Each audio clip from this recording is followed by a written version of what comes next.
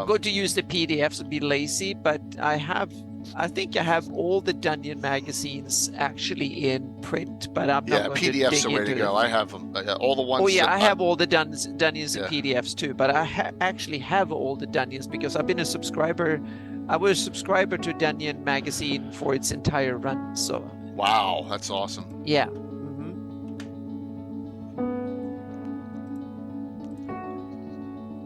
From when they announced it back in, was it late 80s or very early? It was around 1990 or maybe it was a bit early. I forgot. I have to look at it now, so we'll see.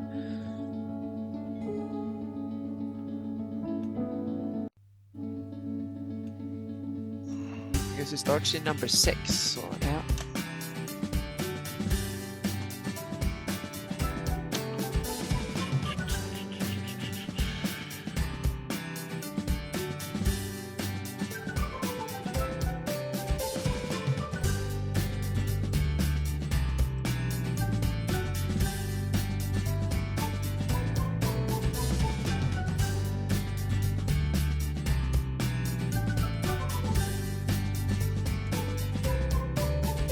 Number 1 is, why the heck do they hide that? I know. Why don't just write it on the I know. editorial page what year and month and when the damn thing, it should be a law saying that should be. I want to say it's 85. Yeah. But that's a guess. Maybe a little earlier than No, that. it must be because the Lankmar ad is copyrighted 86. Okay. Yeah, so I think it was 87 or 86, 87. Hang on a second here. Printed 88. Was it that late? Wow. Yep, copyright 88. I would have never guessed that. Yep, it's 88. Yeah, I can see it's in the ISBN information in the small print. Huh. Yep, so it was 88. We have number 6. Did not know that. Let's see here.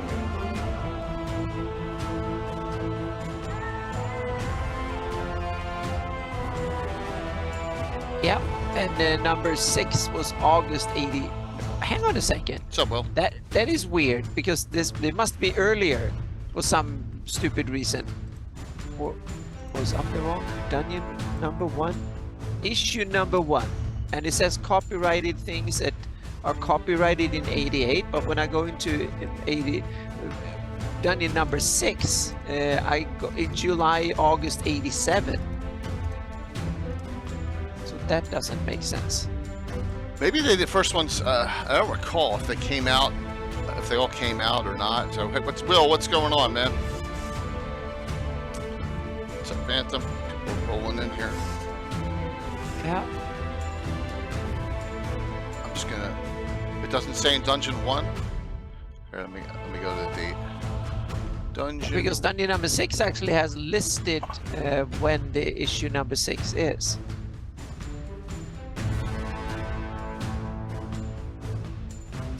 That's funny. I'm looking through Dungeon number 1. I don't see a date anywhere. No, what I'm looking at is some of the image and the fine print on the page 2 or page 4. There is the ISBN information and the printing stuff. 1988. It says. Yeah, and they have a lot of 88, and I don't think you can publish something prematurely and say, oh, it's copyrighted in 3 years or 2 years. Maybe. So. No, maybe you can. So maybe you can. So yeah. Well, that's good to see, Will. Hey, Tidarium, good to see you. I need to go to chat here. Let's see. Hopefully everyone's doing well tonight. I feel like I'm forgetting. I have that awful feeling that I'm forgetting something. All right, so the front page is right. That's right. Sounds correct. You guys can hear us, correct? Hopefully they can. Hopefully they can.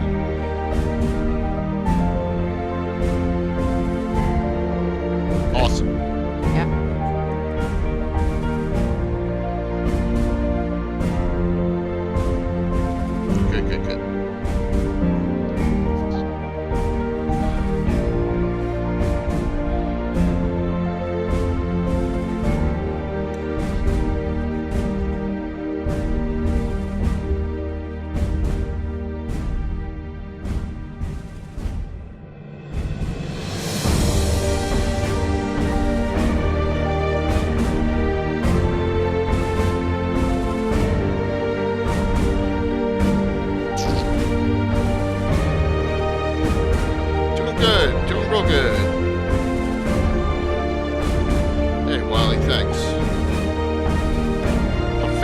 ideas tonight. Stefan, I'll get you back up on that when we're done here. Hey, what's up there, Ornier? Well, I'm not going to be talking about puppets tonight. Trust me. That's not till next February.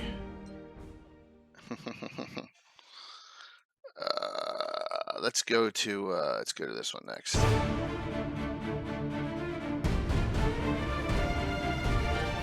Yes, no dragons. Yes, it's all right. Well, they had adventures in some of the early Dragon Knights. Oh yeah, and we actually did it. We actually did Dragon Gabbin 49. We did them. We went back and we did Twofold Talisman and did Citadel by the Sea and Sword of Justice. Long time ago. Wiley says hi to you, Anna. Hello. I could have sworn I hit a shout out for you, man, and it didn't go. That's weird. Maybe I just missed it. There we go.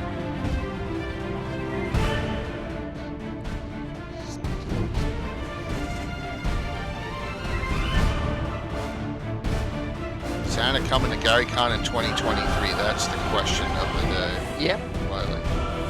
The answer is yes. Yep.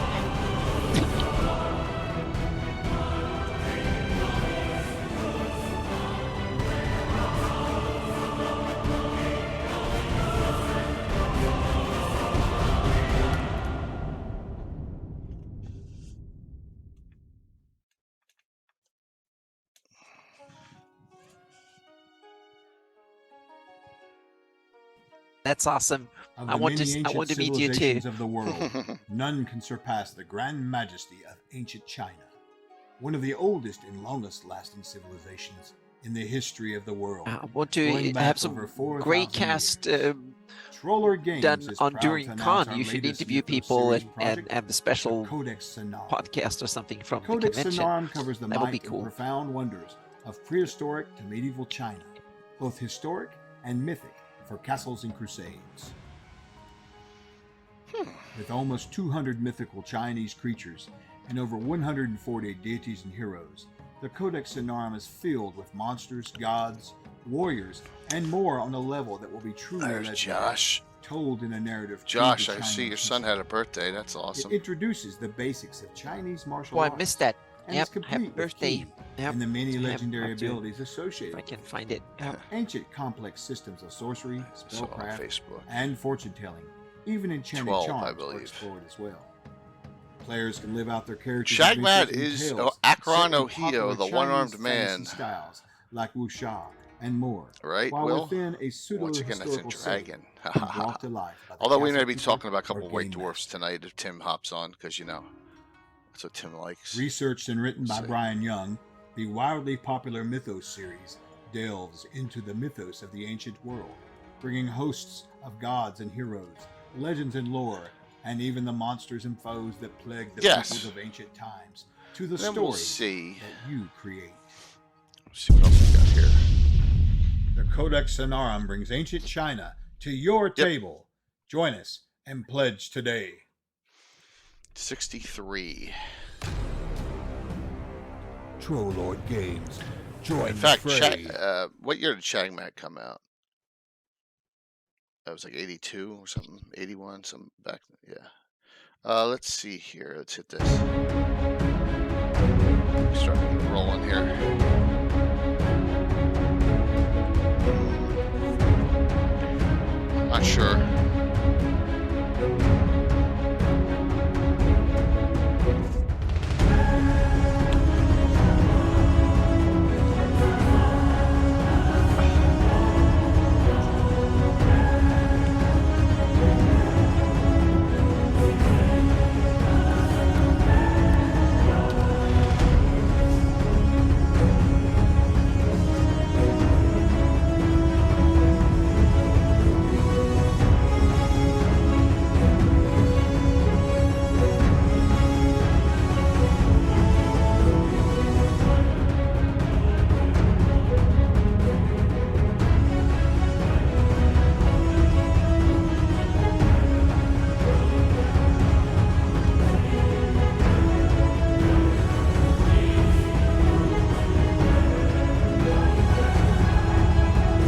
Cool. So that was pre. Yeah, a lot. That was once again. That was another run. It was pre Dungeon Mag. I didn't start now. Tyrannium. I have them. I have one, two. I have them all. I think I got one after the fact. But I think I started at like 3 or 4, and I got 1 and 2 after the fact. So, yeah. All right, tonight.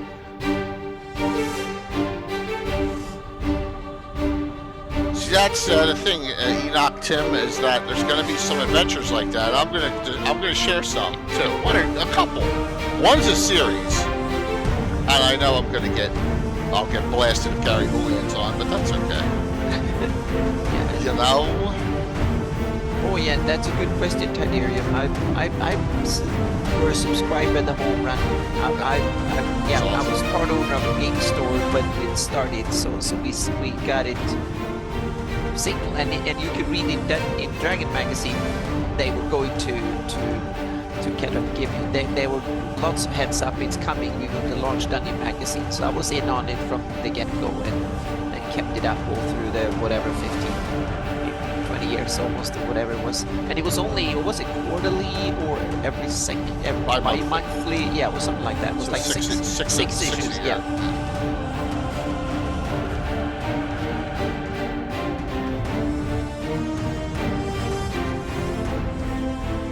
And all in all, there were 221 magazines. Yes, that's 240 months. That's like almost 20 years. Yeah.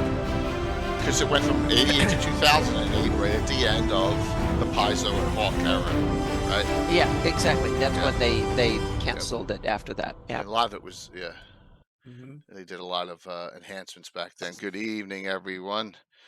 I'm Jay, aka Lord Gazumba, and we got Anna Meyer and ever mysterious Tim, who's always mysterious, will be on whenever he comes on, like usual here. Yep. So let me get the tonight. Hey, Will, courtesy of you, we're doing Troller Game gift certificate giveaways again, but one's a 25. The first winner gets a $25 gift certificate, and the second winner will get a 10. All right, so there you go. For that, we'll do that tonight. Hopefully, everyone is doing well on a Sunday night here. We're gonna chat about a fun topic.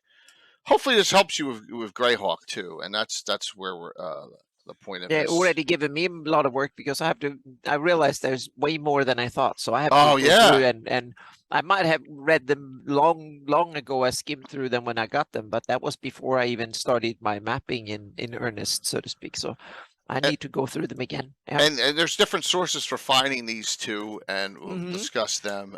I'm going to go to Alan Crowey's site. Anna's using Greyhawk Online, so there's 2 different places to go. But you can find some, and there's a lot of generic adventures in them too. So if we go back to and I'll just yeah, a lot of the adventures were deliberately made generic, so you're supposed to be able to shoehorn them easily into whatever campaign you were running. So there's button miss of the night, as the Brits were correct. I was going to screw that up tonight, as I didn't do a single one for them on yesterday morning. I didn't do a single. But you did it exactly after we quit the stream. You did it true. Initially right away afterwards. That is dead on true there. So we got our map here, and they're sprinkled all over the place. And so Anna kind of figured out, like, we're talking about sometime in 1988, the first one comes out. Yeah. And let me get my Dungeon Mag. 87, 88, something like that. And then here's issue number 1 with the legendary Flame. There's 2 Flame adventures. Flame comes back almost as an undead dragon in the second one. I think it's 10 or 11 later on, but it's such an iconic cover. But no, there's no real Greyhawk adventures in this for the first multiple sessions. There's none. So, like, for the first year, you don't have a single one that is specifically Greyhawk. Now, I know, for example, I ran Dark Tower of Kabalar here, A vampire's got the royal crown, and you've got to get it back. But it's not one that I remember a lot of. But it doesn't have a placement. A lot of them had what they would do in the adventure backgrounds. They're going to place them here. Hey, Jacko, they're going to start placing the adventures right in that spot, and that's how you're going to know. Now, according to Greyhawk Online, Anna, there's a number 6. I didn't see that one. What's the name of that adventure? It's the house of the brothers. Let's take a look at it and just see. Yep, on page 26. House of the Brothers. There it is. Yes. So Alan missed that one. 2 shows. I missed it too. All right. So we'll talk about that. So, and there's a couple others he missed. I don't know if it was intentional or not, but that's the first one noted. If you go to Grodog's website, and it's not centered, but it's off to the side here. The Grodog, which is Alan Growy's site. So if you don't know how to get to it here, let me start from scratch. Just come up here and just simplest way to do it. Just type in Grodog, and you're gonna find a whole bunch of Greyhawk Grodog style there. Boom, and there it'll come up. And then there's all sorts of things. Most of these links are still good. And this is Alan Growy showing some stuff, some thought, some in-depth discussion. Hey, Lee, thanks a lot. Good to see you. We're looking at some dungeon magazines, articles that have Greyhawk content, plus some that don't, that I've used in my campaign. So we'll go through this and hash this out a little bit. There you go. Hey, Hager. See, you got your VIP badge. I made sure you got that.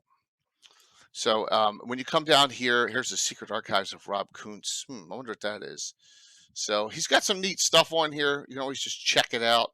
Greyhawk Lost Dungeon Levels. There's a lot of discussion that he has, a lot of links. But this is the one we want to look at. It says Greyhawk in Dungeon Adventures. And this is the one I go to. And this is going to have a whole bunch of Dungeon Dragon and other gaming magazines. So I'm going to skip. And a lot of these talk about linking products. So as you can see here, it tells you the linking product where stuff is, because some of these are tough to find. Like, for example, here's Sean Reynolds. I'm going to see if I can blow this up a little bit. There we go. One more. Crossbows and Crossbones. I ran that live stream because somehow I magically got that. April 2000, Sean Reynolds, 82nd edition, Links to the Slavers. That was run at Gen Con, and I got myself my hands on it. So I ran that I think it was about 2 years ago. I ran it live stream. It may have not been that long either. Here's the big one here, and we may talk about this as we always do. I went on this multiple year search for this. Vortex number 8, Hidden Temple of Erythnol by David Wonder, right? And then after all those years of searching, and I watched, probably I hid it somewhere. I don't know where it is in my pile here. I don't know where I put it. I got it. I have it in PDF, but I got it. Alan was kind enough to give it to us. I can't find it. It used to be in the pile right here. But I have a copy of it. It took me multiple years to find that Vortex magazine, which was cool. So it was a good adventure, and I placed it. We'll show it where it is on the map. So there's he's got a lot of stuff that he Alan has compiled that is really good references for you to find some Greyhawk content here. Like this one, I haven't found. Shadis 50. I should ask Roger Morton. The House and Summoner Court. Oh, this journal first appeared in Earth Journal. This adventure first appeared in Earth Journal, Volume 1, Number 7. Okay, there you go. Which differs significantly from the Shadis version. Characters subjected to Arak's cousin. Imagination should be higher level than the Shadis version, probably 10 plus. So he gives you some good information here. Yep. Yes. Thanks. What number was that, Alex? What number adventure was Crossbows and Crossbones when I ran that?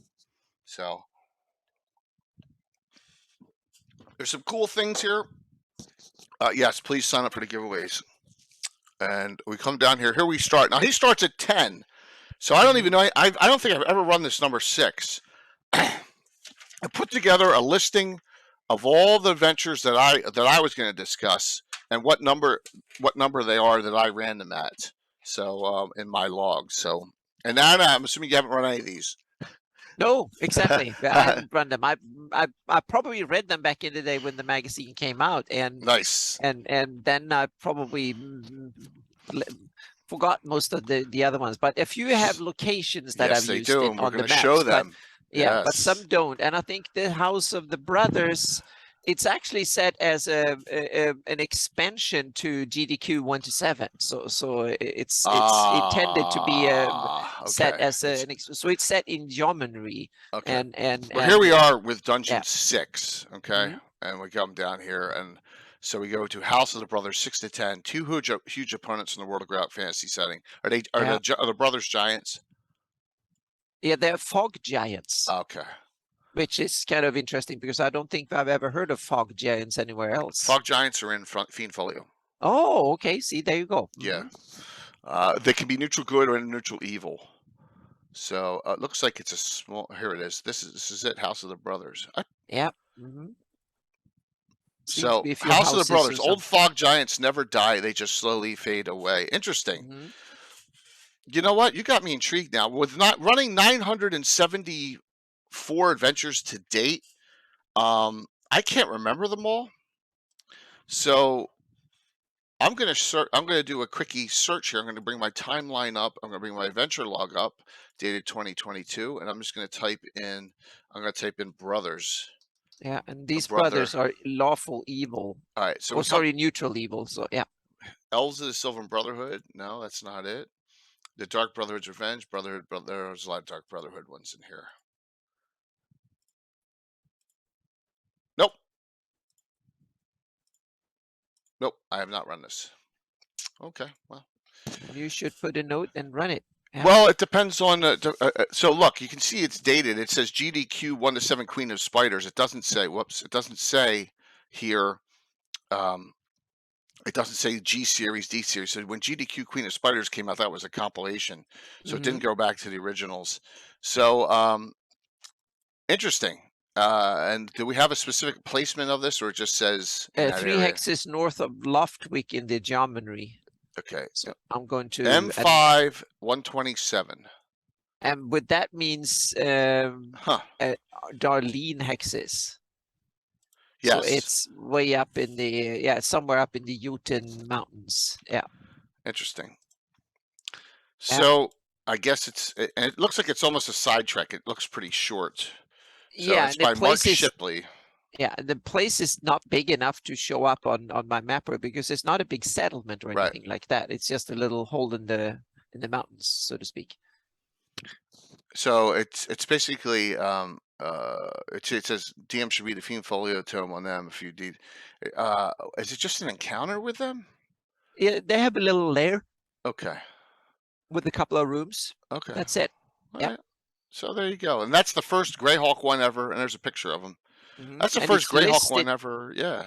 Yeah, and it's listed as a Greyhawk, specifically mentioned Greyhawks and where it is in the world and stuff. So yep. Alan missed this one.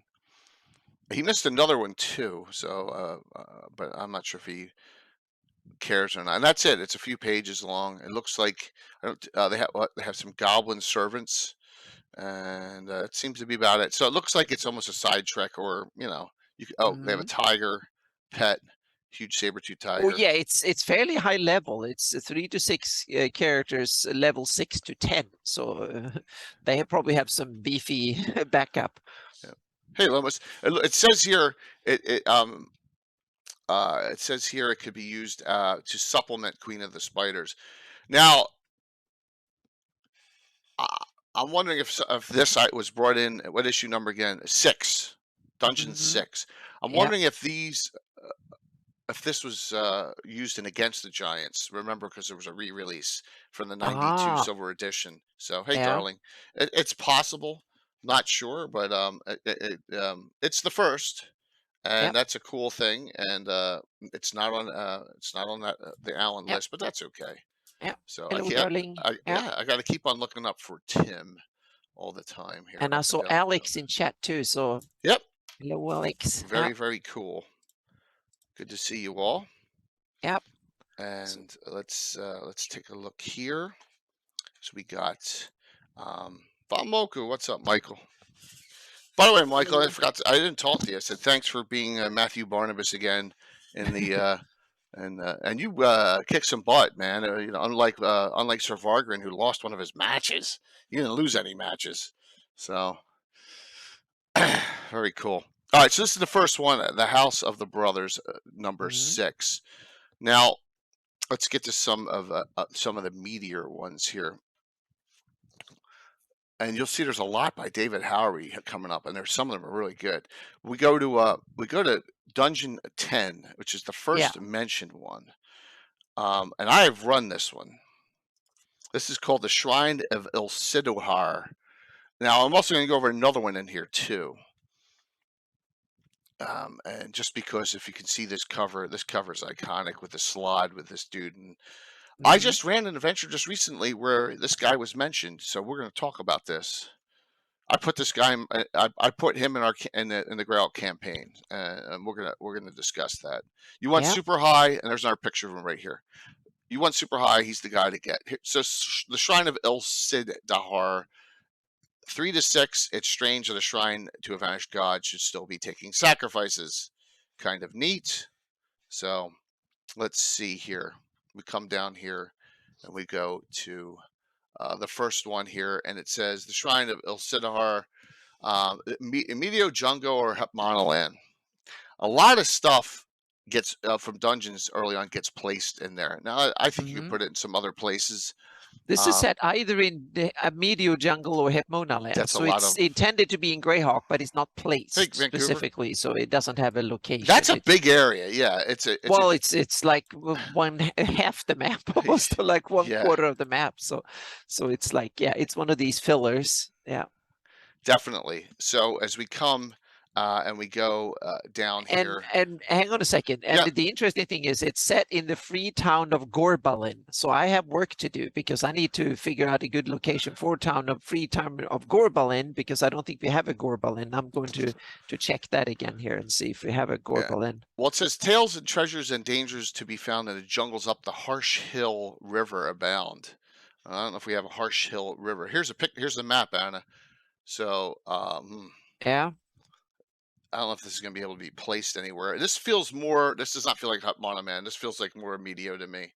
Closer to Sassarine and stuff. I don't think that this would go. Harsh Hill River. I need to check that too. So, I think this is going to go more in the Medio. But I could be wrong. So, and as we roll down here and see, this is for levels 3 to 6.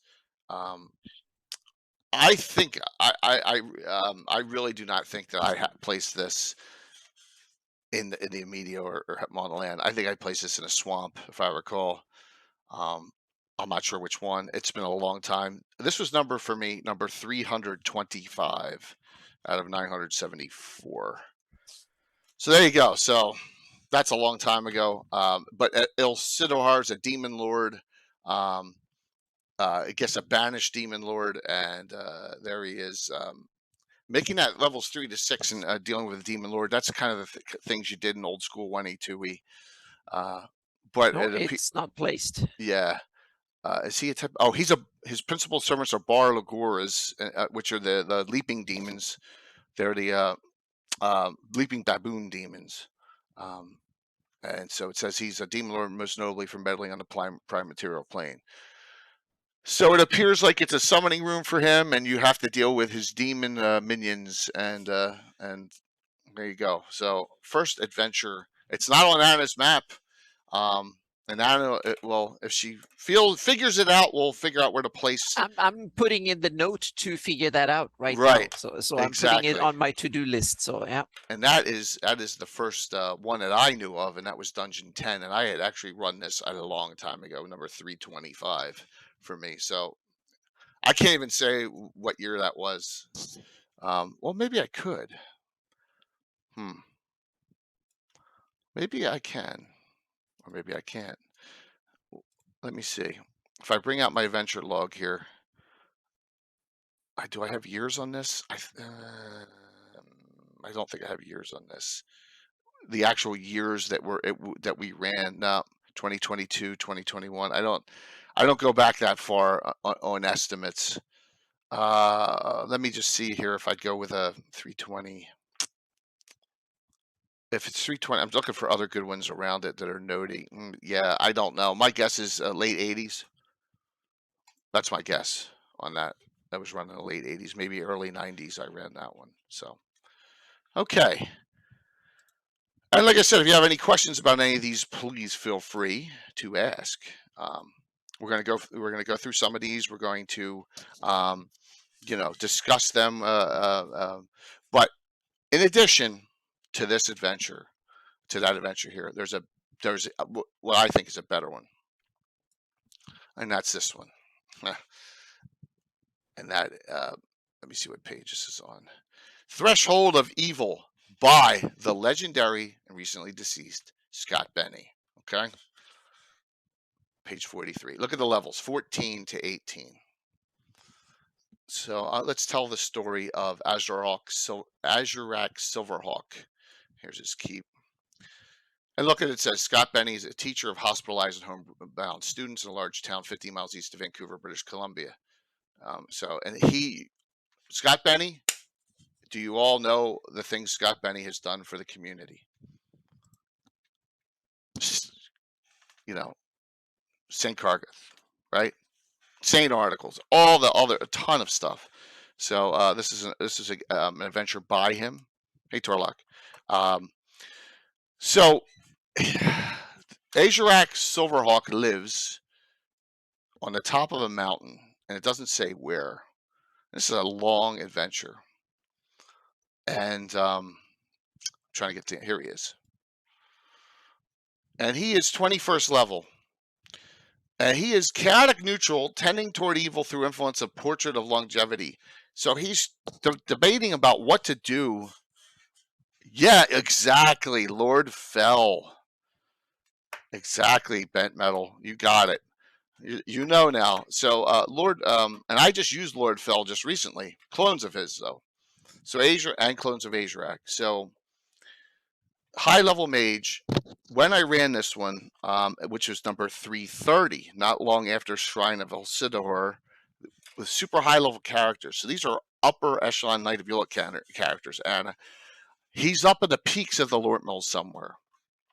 Okay, that's where I placed it. And the deal was, you need to go up there and you need to convince him what he's doing is wrong and that he needs to stop before he becomes a lich. You're trying to stop a guy from becoming a lich, basically. And that's a really cool concept. Mm-hmm. And they parlayed with him because they did fight Lord Fell, and he's got all these clones, simulacrums. There's simulacrums all over the place. And Lord Fell is a nasty, 18th level cavalier or fighter, really nasty friend and sidekick. He's chaotic neutral as well. Or, if a lot of people want to say chaotic stupid. They had to fight slods and all sorts of other things that he's associated with. And it ended up in a parlay, which is a rare thing. Here's Lord Fell, -6 armor class, fighter 18. All right, so they were successful. They didn't fight either of them. Come I'm going to say 6 to 9 months ago, I ran an adventure where they went to High Mound Tower, and let's show the map. And so this is where this tied in. So the legendary Anna up here. Where's High Mound Tower? There it is. That you placed for me. And you placed this a long time ago. This is the 21st level mage Bill Laughlin in our campaign on it. That was his tower. Well, no one had heard from him for a couple of years. I should have put the number and the name of this adventure down. I think it was called Investigation at High Mound Tower. They went there, and there was this windmill instead. His keep's not there. And so he left them a message saying, you know what? I've grown tired of all this. I'm departing. I'm not telling you where I'm going. I'm going to leave you this nice, useful windmill instead in my place at the tower. And then I get Doom Grinder vibes. Was that when you had that big windmill on the table? Yeah. Just the last time I had it on the table. Yeah, that wasn't that long ago. Yeah, that looked like Doom Grinder. Yeah. But it turns out Lord Fell and Azurak Silverhawk are looking for something that Bill Laughlin has that he wants. So all their simulacrums show up, and they had to fight them. And that's how the adventure went. It was so I got all the high level characters back on the table, which was fun. It was a blast of a time to have them up on the table, and it was a lot of fun, and that's where we did it. So look, if you want super ultra high, if you need to challenge your characters, take a look at Threshold of Evil out of that dungeon, and just note that I continue to utilize it because Lord Fell and that mage are still roaming around all these years, a couple years later in the campaign. So that's that one. Now, still waiting on Tim. So now we have a classic, Dungeon 13. Yes, and look at this. It's not on here. He misses it okay. too. Now I didn't miss it because this one is hugely set on your map. Yep. And it is I don't know. Alan must have just missed this one. But where is it? Here it is.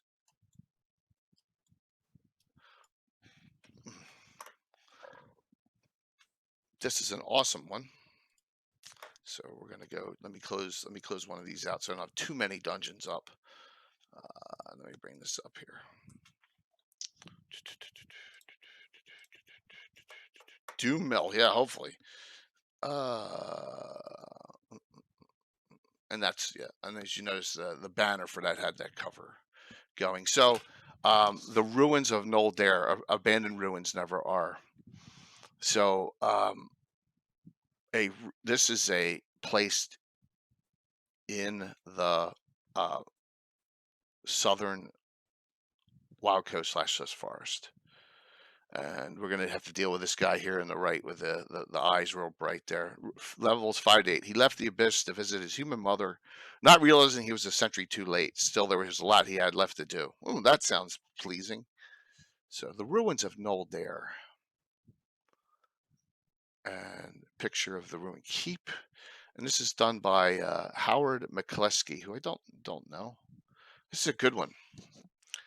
So Lord Fell, fire giant girdle strength man. Yeah, he's nasty. Ben, he is he's really, really nasty. Yeah, and oh, the blue, the players are in Old Dare now. That is cool. That is awesome. Cool. That is awesome to hear. Nice, really nice. So none of them are watching, correct? I hope not. Yeah, but as I said, if you're just getting on, we're doing at least a $25 certificate to Troller Games tonight. All right. So it says here, it tells you exactly where it is, located J4104. Setting of these ruins lie approximately 85 miles southwest of Badwall. All right.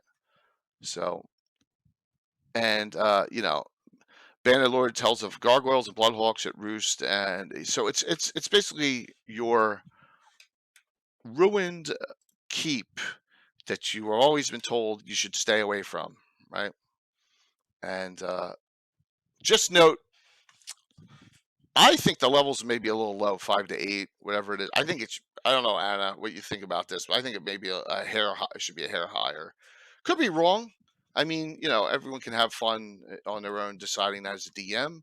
Let me know what you think is the DMs. This is a classic placement by Anna on the map. So this one is a true Greyhawk adventure. Has first of all, there's doppelgangers, gargoyles, and a Cambion. Yes, yellow musk creepers and zombies in there. The fun stuff. Only the fun stuff for us. But I think there's also a dragon in here. Oh, a dragon as well? Yeah, I think so. Then 5 to 8 sounds a bit low, unless it's a wormling or something really minor. No, a pair of mated black dragons. 2. See, there you go. 5th level, yeah.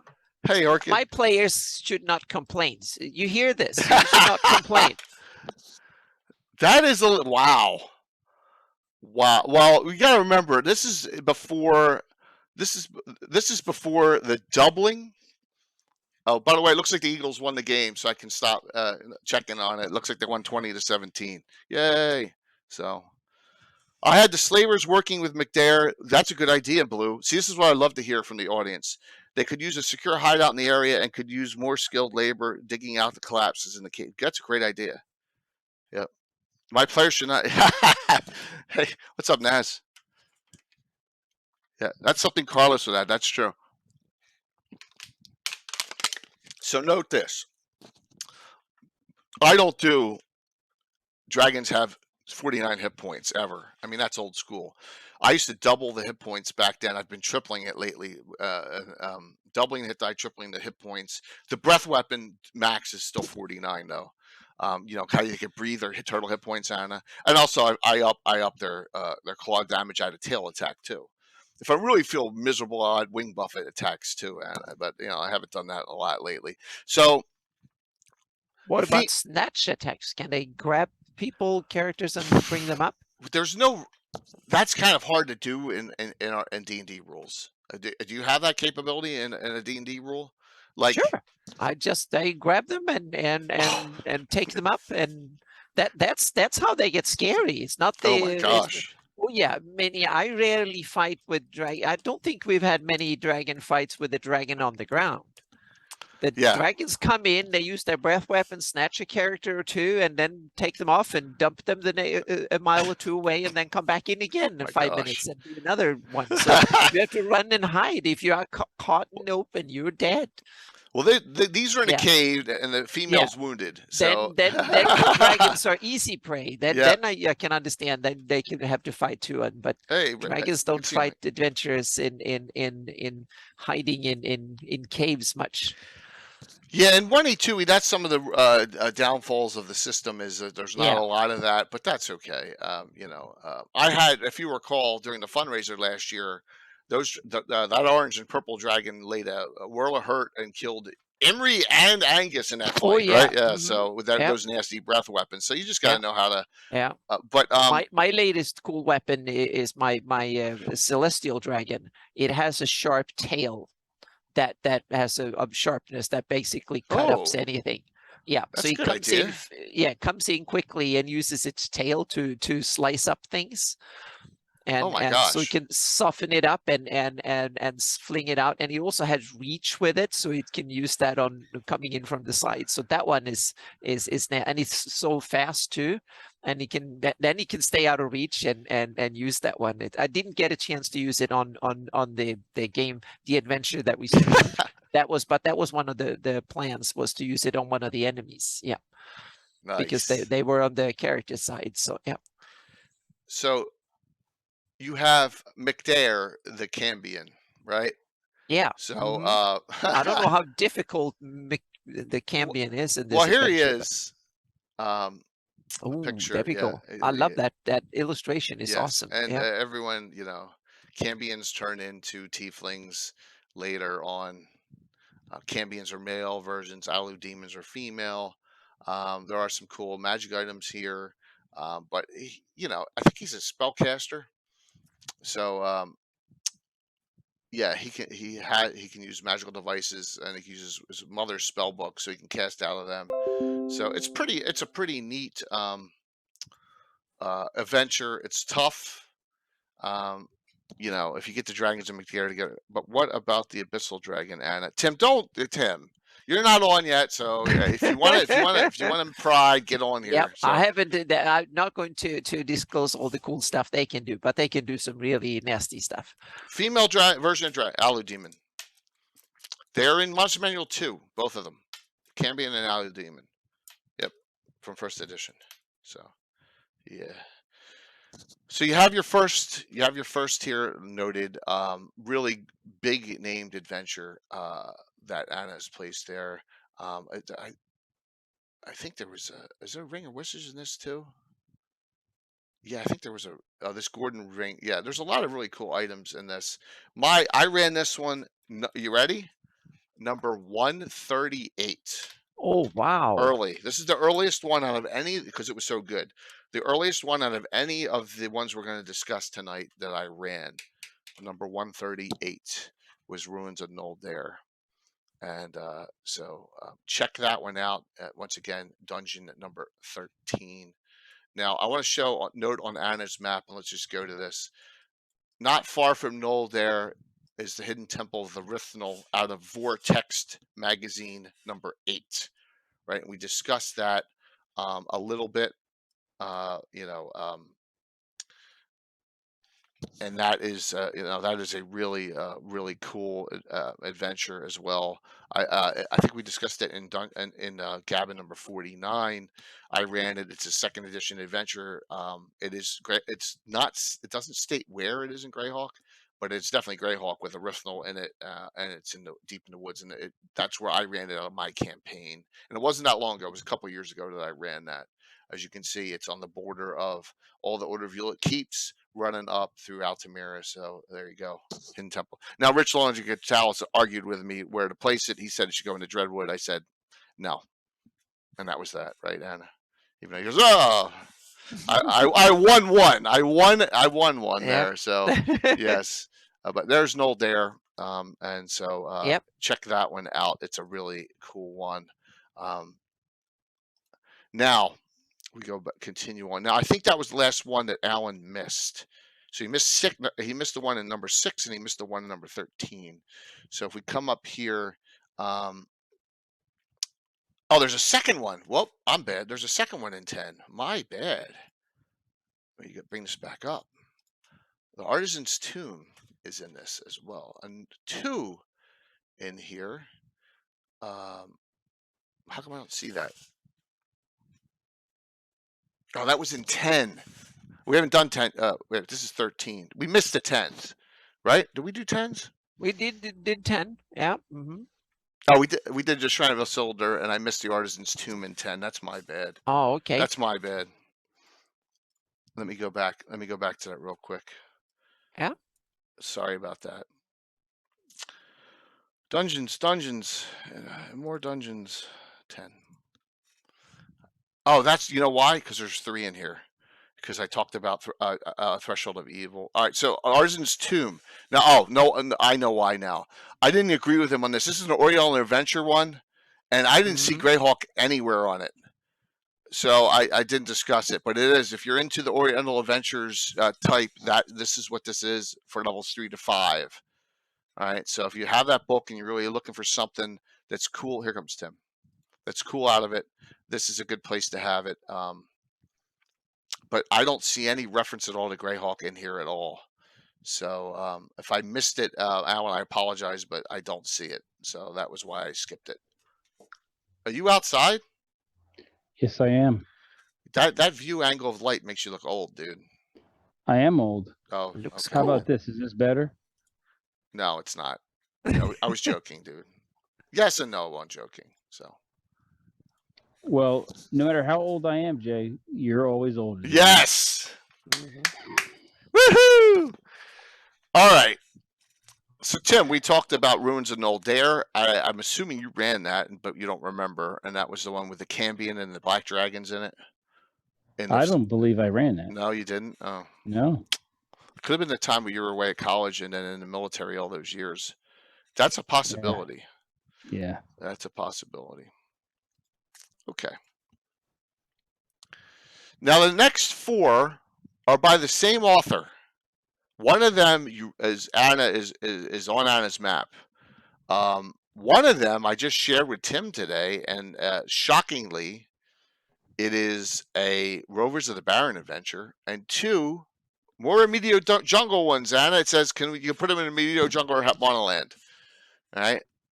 And let's go to Dragon 15, the Elephant's Graveyard. The fact that I was unaware of it offended my sensibilities. Yes, but you 15. were. That was, I'm not aware of that one. So yes, okay. I must be read it through and place something. So a couple Greyhawk Online may not have it for some reason. No, they skip. They go to 19. So yeah, so they missed this one. Interesting. Elephant's Graveyard, ADD 5 to 7.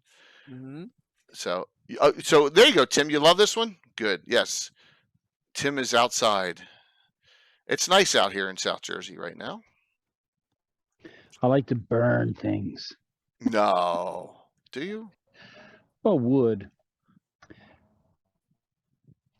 All right. The glass house, you said? No, Elephant's Graveyard. Elephant's Graveyard. Thank you. Yep. And if you go here, The Elephant's Graveyard is 5 to 8 characters of 5 to 8 characters of levels 5 7 non-evil alignments. The adventure can take place in any jungle in the DM's world. The Immediate jungle or Monoland are suggested in the world of Greyhawk. Once again, we go to that Immediate Monoland, your choice, wherever you want to put it. So, basically, a place that's too hot to wear real armor. Yeah, it is one of and 4. Humid and gross. Yeah, Tim. The next 4 we're going to discuss are all David Howery. So during this era of from 15 to 30, he has 4 publications. He's on a roll at this time. That's cool. I have never run this, the Elephant's Graveyard. I know. I'm very interested in these. I got to look these up. Yes, and that's the great. That's the discussion we wanted to have, is to share and these the one with with people. 32, right? What's that? The one from 32 is the Rover one, yeah. Yes, absolutely. I don't have that. I have some numbers close to it, but I don't have. I can give it to 32. you. I can give it to you. So no, but I didn't say it on the I don't stream. have the hard copy of it. We'll get it for you. How's that sound? Ooh. We don't want to ever be. Howie did a Dark Continent article and 2 in Drag. Did he? Okay, cool, Gunslinger. That's very cool. So he's one of these forgotten authors. Scott. Now I hope that never happens to Scott Benny, because Scott had brought out so much content over the years, tons of stuff. Like, my Rakshasa article, all sorts of things that were Scott Benny. He just was wonderful. I wish we could have gotten him on. So here's the map, Anna. Fabius's map. Does that look anything like it? Yeah, I think I've seen it. So yeah. There's a lake though, Lake Nyoko. So how about that? Doesn't look like anything. Don't get off the boat. Cannibals, it says. So Troy's don't here. Get off the boat. So, maybe this is one of those where you have a map differentiation from, but you could, here's the wilderness map. It blows up. Oh man, because that's the player's one. Oh, that's the DM's one. Yeah, it's a DM's map. 1 hex is 3 miles. So 10 of these across this is a large area. 10 of these across is 30. Is one big Darlene hex. Hey, Amy. Mm-hmm. Hey, Troy. Yeah, I was just showing that there was the word cannibals on the map right here. There you go. Cannibals, right there.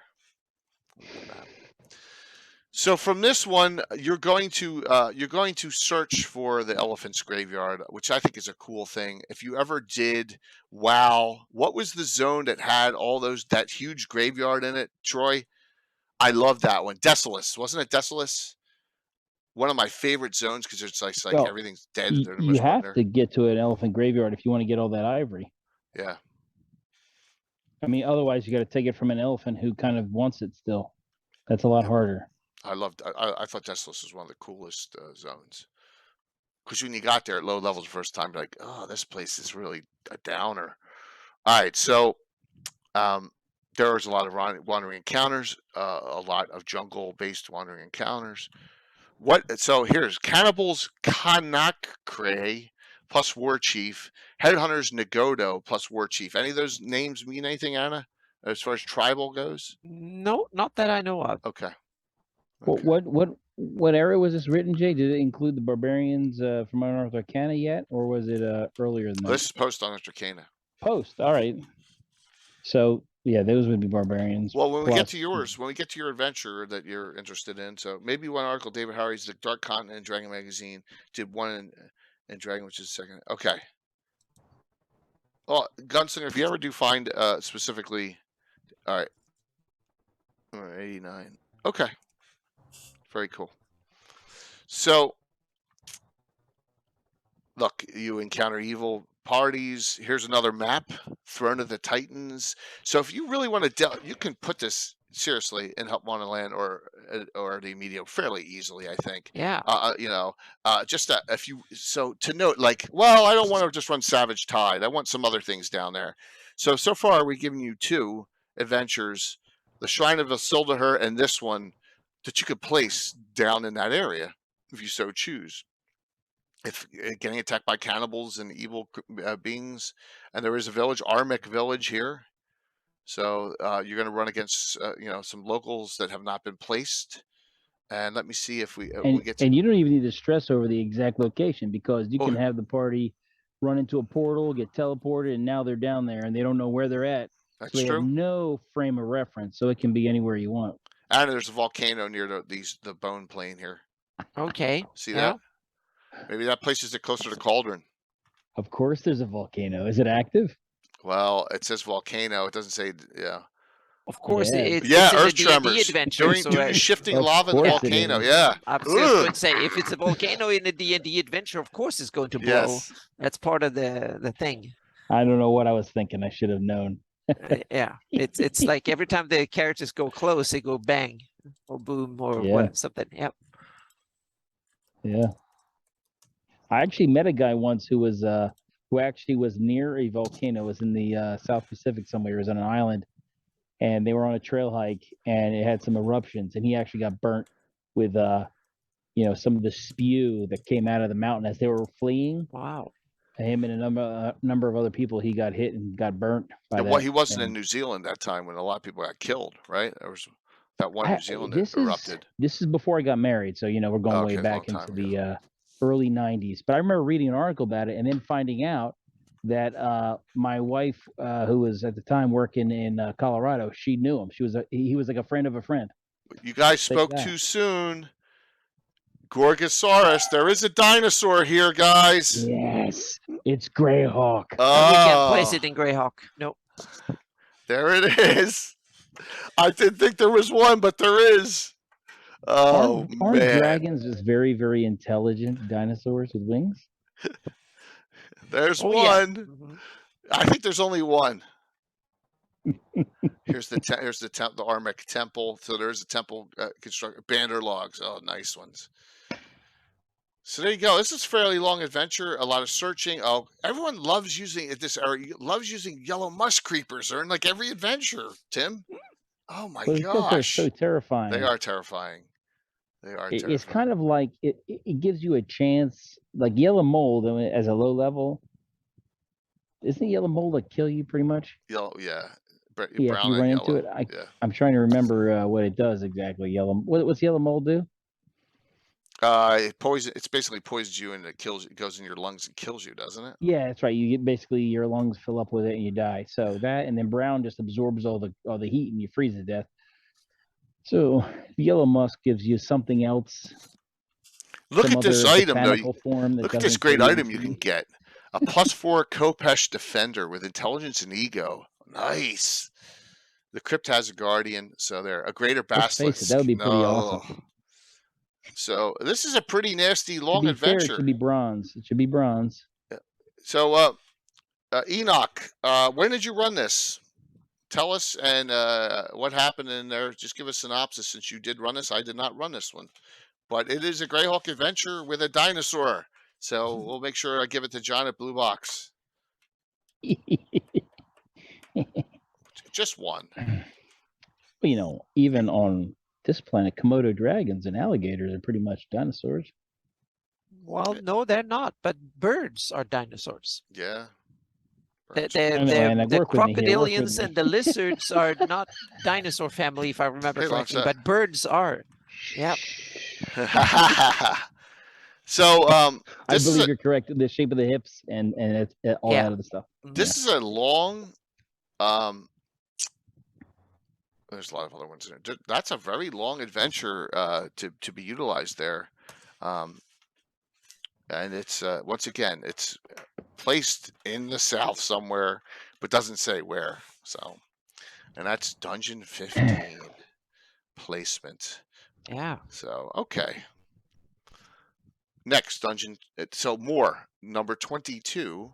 The leopard. We have 19 from. What's 19? 19. By the wayside, a village in the northern edge of the Hool Marshes.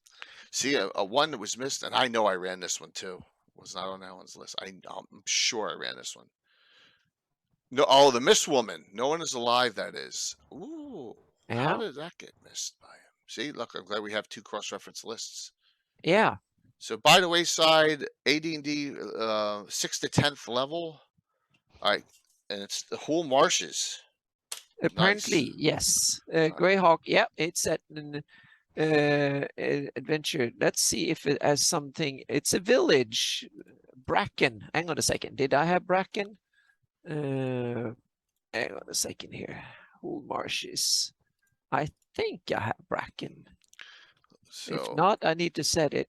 let me. Anna, if you don't have it, we're just going to say that this town is too small to even be noted on a No, map. no, and no, then no, you're no, no. covered. It should be there, and it is not. So I Wow. need to look into it. Awesome. Yep.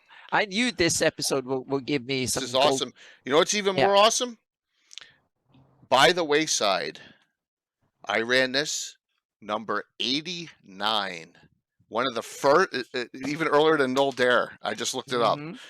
So it's within the first 100 adventures we ran. So Tim, odds are you ran this with What is it? By the Wayside, 6th to 10th, World of Greyhawk, setting B5 127 as adventure setting for this. The Whole Marshes are not particularly so. More stuff in the Whole Marshes. We have in the Whole Marshes. We have the Tomb of Lizard King. We have Baldrin's Beacon. We have Horror in the Holes. We have Dragon Lairs. We have Washtree roaming around in there. We got all this great stuff in the Whole Marshes. It's just like one of those things that makes you want to drain that damn thing. Yeah. So let's see if we can figure out where it B5 would it be over here, Anna? Somewhere in the Hull Marshes, but I don't Yeah. know exactly where. And so yeah, I'm just looking around the edges. It might be there, but I don't know where. So at least I need to check in on it. So All right, let's now I need to check my index too. See see if I there's have a the map. name. I have like marsh, Oh my gosh! wetlands. Well, there's the Jabbin have- River going right through the middle. Bracken, it runs. Look at that. There's Bracken. All right, Yeah, so well, you got I Bracken don't, on your that map. that map is the Javan River is not a creek. Right. Javan River is like Mississippi. So this Almost. is this map So is that no good. yeah, so that map is not good. Yeah, Okay. if Bracken is a village on both sides of the river, oh come on, it's Maybe like that's yeah, how it started. that might be, but the river has probably been there longer than the river. has So- been there, or and the village. Well, have been you there, know so, it's yeah. south. Here's the Briars, so it looks like it's somewhere south of Bracken. That's just Yeah, but so let's it take a needs to look. be another river than Javan. So yeah. I'm Wait- I'm wait a looking minute, through the I index. thought I And saw- Bracken oh, is here's on Bracken. 40. Yeah, Bracken is on the map somewhere. So Here it I is. put it. So There you go. there's Yep. a ruins here. Do you think that's it? No, that's Sarester. That might be. Yeah, might Yeah, be. because Mhm. Saristers is here. Yep, yep. All right, let's take a look further. Hang on a second. So where the heck are you? Hull Marshes. I'm looking at the wrong marsh. Stupid me. Sorry, I screwed up big They're time all today. bad, Anna. Don't But worry. look, it's not far from Tomb of Lizard King and Baldrin's Beacon, which Yeah. is cool. Mm-hmm. Yep. Hull Marshes. So yep. So I got there. So good. Yep. Mm-hmm. I Let's did see. my homework. Yep. So I can delete that note. Let me just check. So the Anna's biggest mistake was thinking she didn't include something. Yep. Yeah, course so you this is did. a Lady of the Mist type adventure, if I recall Yep. correctly. I should have Here's known. Bracken Village. Is here? Yeah, it's actually there's a map for Yep. Bracken Village here. Yeah. I looked in the index and then I saw it and and Through then muck Jay and found it mire. on the map. That- same that's time. a pretty big village, really. Not really. How many? There's only like a dozen buildings. Where are all those other little? It's squares listed Big as a city. village, so it's up to 200 people, from like 30 to 200 or Oh, something what like are that. those other It's squares though around it? There's the dark black ones. What are the other squares on the map? These are trees. little dots. Yeah, Okay, all only right, the well, yeah, black all right. things are Never mind. buildings. Yeah. Mhm. I know you're outside. What are you drinking, by the way?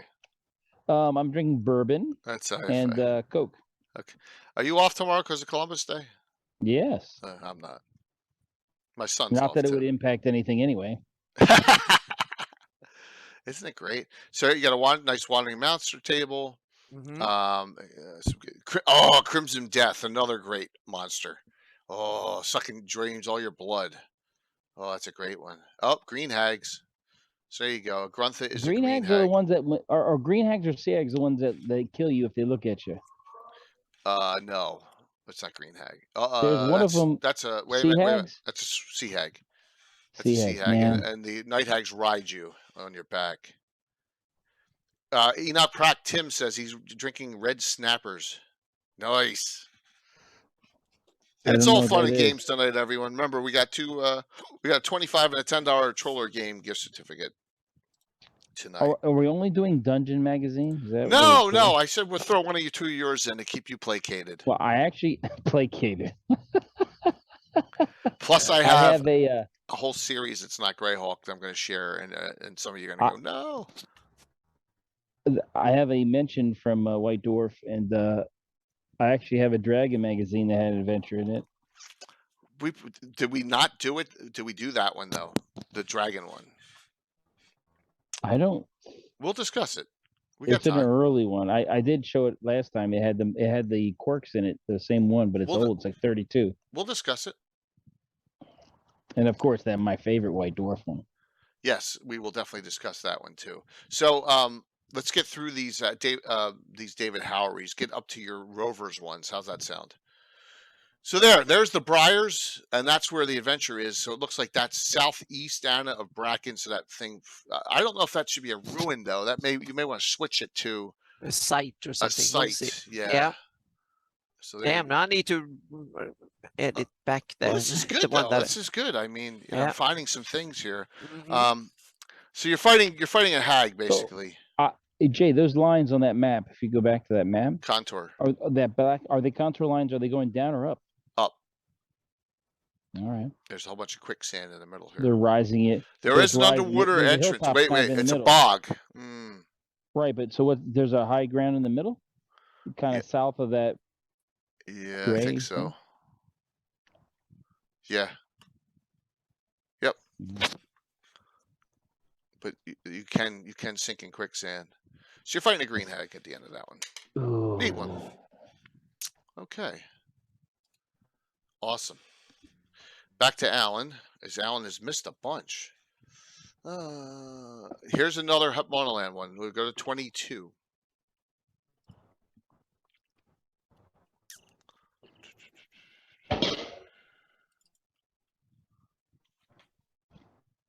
Another very funny cover. This is called The Leopard Men, Tim and Anna. Number 13. This is David Howery again. Let's see what it says here on Leopard Men. Yep. I have a feeling this is Monoland. All right, so this one talks about the wilderness survival guide usage. Oh yeah. Okay, so it says the Leopard Men, a deadly rumble in the jungle. Once again, he goes to. He also mentions the PCs have been drawn here by a previous adventure, the Elephant's Graveyard. Okay, Fort Thunder, the trading post is used in that. So this is another one that wherever you place that, this is almost like a sequel to it. All right, so using probably some of the similar encounters or similar areas. So hey Joseph, he's developing now an area he's using. So there you go. So if you place it in the Medio or Monoland, you're going to have the same one there. Another one I obviously have not run. Lots. Wow, look at all you've done a lot on the counter tables. He uses Commodons and Displacer Beasts. That's cool. Oh. Some crazy abominations. Did you say Smilodons? No, Commodons. The ones that look like leopards with the snake heads coming out of them. Okay. Yeah. He's got rules for heat stroke, rules for becoming ill, jungle fever. Yeah, because if he did that whole wilderness survival guide, man, there's a whole cold starvation, which I used a little bit too in some of the rover ones. Well, he talks about it right here. Look, wilderness survival guide. So there's an actual use of that book, which is cool. Mm-hmm. Someone's actually utilized that book and put it in their adventure. That's neat. I don't. I think Anna would agree with me that cold sucks when you're adventuring. Mm-hmm. Yep. Yep. Lizard Men. It sucks. Yep. Big time. Yep. Mm-hmm. Temple of Lizard. I've not run this one, so there's a Temple of the Lizard Men here. I'm wondering. I want to make sure there's no Lizard King in this. I don't see one. What's that called, Jay? The Leopard Men.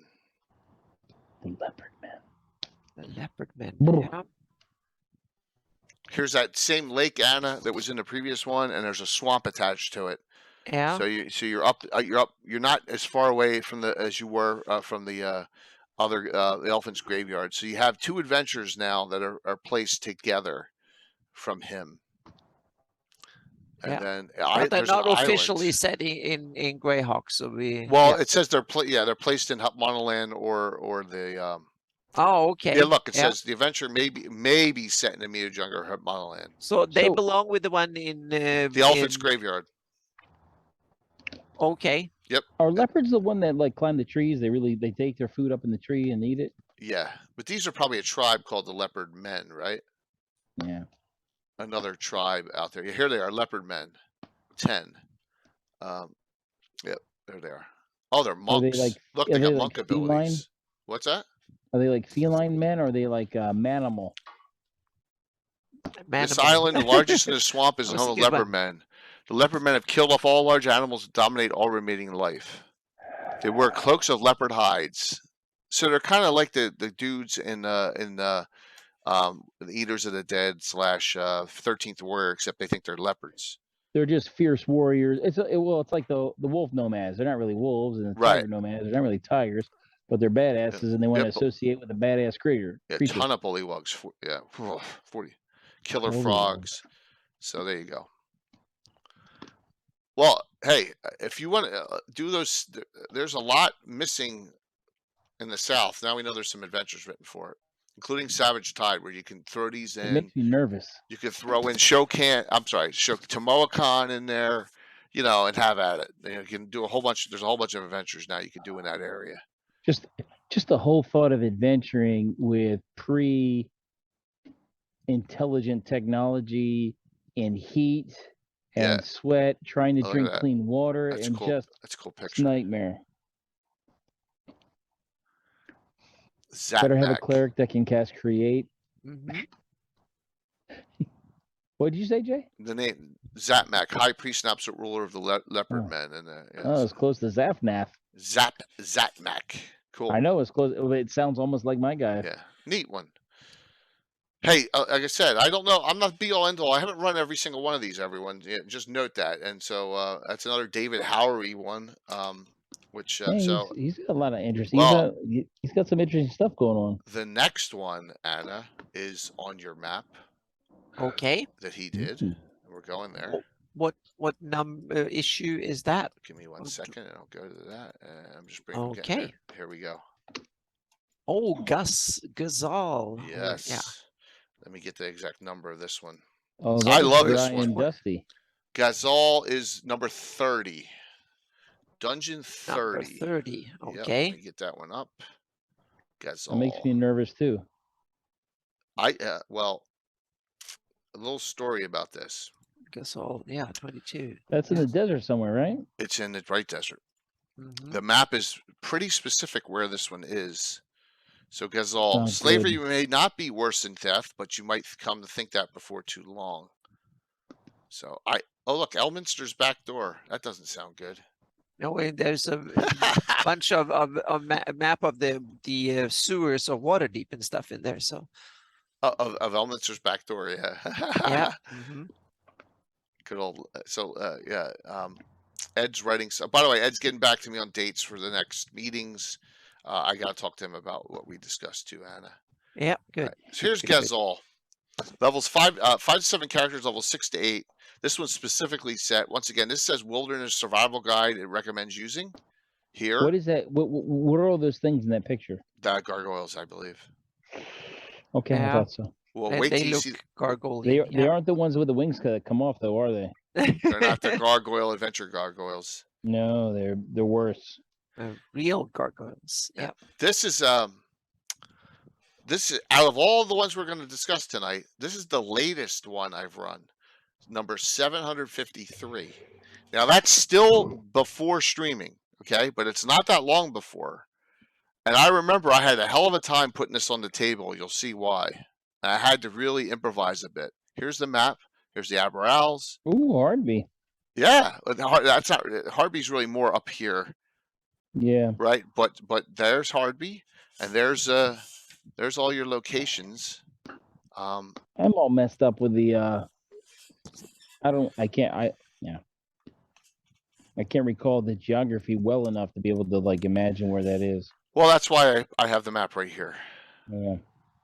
Look, it's not far from Karastein's castle. Yep. I always thought the Oh, desert I was forgot always to in the tell. far west. for I some forgot to reason. tell you all. I got a PDF of all the mysterious places articles that Paul Luby and Creighton ever did, all in one one PDF file. Hmm. So we're going to go over them in a discussion. That sounds mysterious, Jay. It does. It is mysterious.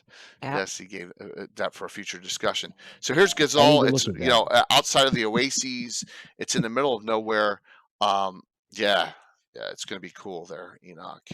So this one is a slaver-based adventure, if I recall correctly. And it is the impenetrable fortress, and you'll see why. It's interesting. We have I put it on a flat piece here. I need to. I'm looking at that thing, and I need to rethink this. So yeah. What is Because that? Look at the map. Well, What is that? someone placed it originally in an area that is flat, but the adventure is anything but flat. So we need to Is that relocate. vertical? Is that vertical height? That's a difference 1,400-foot drop. It's like in the No, is it Monument Valley. exaggerated? It's a huge. So we need to rethink this. So I need to put in Gasol. Yeah. Well, Is where that it's exaggerated, Jay, or is that actually? no, like, it says the scale? 1,400 feet. So when I had to do this, I had to build it up and put it on and use one of the older towers we had at the time, because this is this is like 5 years ago, right? This is pre-streaming. I've been streaming for 4.5 years. My first streamed adventure was number 821. So this is like 60, 70 adventures before. So this is like 2 years before that, and Just cast Earthquake. so I had to tell them, see the bridge here? See this little bridge? I had to tell them that if you fall, this is not a 10-foot, this is not a 100-foot fall. This is there's automatic dead fall. Unless you can, you got a feather falling or you're a super high level monk, you are dead. What if you bounce and slow yourself down by bouncing back and forth? This is not parkour. That's what Anna's character did. My character did. Oh, in Tim's game, in Tim's Okay. Yep. She bounced down some slopes. 1,400 feet? Yep. No, not No, I didn't think 1,400. 1,400 feet. No. Yeah. Way So, less than that. yes. This so there's gargoyles trying to knock Fraction. you off. The Tarig is the clan of the Bright Desert that are the baddies here, and you need to go in and rescue someone, if I recall correctly. Yep, prison. The key was how to Rashid. The key was how do you get inside to it, Hierarchy Sphinx, without being sneaky or whatever. And so they did a two-pronged, if I recall. They did the thieves went in invisibly, and the fighters kind of were a diversion, if I recall correctly. Well, why? What is the purpose of going in, Jay? You had to rescue someone. Ooh. Yeah. High risk, low Yeah, payoff. Boadicea. Yeah. Yeah, you had to rescue Boadicea? her. Boadicea, yes, she's a 0-level human. Yes. Got a great namesake, though. Yeah. It says at the end though, Boadicea has the same haughty, arrogant attitude as Messalina. So you'd be like, and you drop her off the cliff after the end, Tim. I know because she's one of the, I forget what. Let's look. She's from one of those houses of Hardby. She's noble. That got captured, and you had to rescue her. Yeah. But if I save her, I could really curry a lot of favor with her mama. Well, that's what happened. So. So a specifically placed adventure, if you're doing it Harvey adventuring, if you're doing Aberal's adventuring, if you're like me doing all that, Karastein's castle's right there. You could, if you have a relationship with Karestein, remember they were at the joust. He was Cheyenne Storm-handed and her paramour who lost in the joust were there. Yet they're not dead in mind. Even though Living Grail killed them, Anna, like everything else. So, but note it's not far from Starcairn's adventures. They're published, so you have those as well. My Area of the Gravemoor is not far, which a lot of adventures take place there. But here's Hardby. You got all the other stuff. So this is a really active area. I just need to move it up into the hills. Like here? There. Exactly, somewhere like that. Or makes sense. So I need to readjust it. So I put it on the notes for next edition. Yep. Very cool. And it's a really good adventure. Get in, zip in, zip out, like going into Wisconsin. There, I quoted Stripes. So a good one. And that once again is David Howery, and let's do his third and final one, which Tim is really excited about because he knew nothing about this one, Anna. It's me angry. I think it's hysterical. I think it's that you didn't tell me on purpose. Ghost Dance, number 32. Oh, yeah. Mm-hmm. And I want to tell you what it specifically says here. It's got a very cool Native American vibe cover. Yeah, it does, because Ghost Dance is Native American. It is page 60. This is David Howery's fourth and final one that I think he placed in the dungeon. And then we'll branch out a little bit from here. Let's see, 32 Ghost Dance. It's all right. So everyone who's watching, hey Bill, what happens and what happened? He got the shit kicked out of him in Wisconsin. Everyone, please note the following. There's so many of these. There's 9 pages of dungeon adventures that we're going to continue this discussion next week. You mean 9 pages of just a list of them? Of the listing of them on Alan's thing. And then next week, because I can't miss it, because Chuck would not forgive me, we'll cut out a little early next week because it's the Eagles Cowboys on a Sunday night. I can't, so we'll cut out like 8:30. That has no bearing on. I know, but maybe we'll start a little bit early too. But yeah, we're going to continue this next week. So here it is. Ghost Dance is good aligned characters of levels 4 to 7, set in the World of Greyhawk setting. And it says specifically as you roll down here about the Rovers of the Barrens. That's exactly where it is. It says the Flan people were first to settle in the Flaness. And it talks about the Tene and the Rovers of the Barrens. The Teshie Ten adopted the weapons and organization of the invading people, but the Rovers still live in the ways of their ancestors. Didn't As you notice, me? it looks. So you almost got it right, Tim. Look, it looks like Native American. I mean, you got your feel right, I think, for how you play them. Can't hear you. According to what that guy says, yeah. Well, yeah, and according to what you do too. Yeah. The natives are restless. Like it's your job to find out why. So, I'm going to be honest with you. I've never read this. So, hey, Curtis.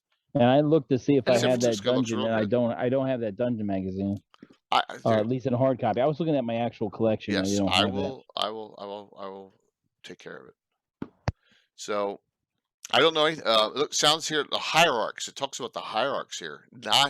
This is pre From the Ashes. The hierarchs turned the problem of the Rovers over to Colchis. So there you go. So that is there's a lot of background information. I'm cold. Hi.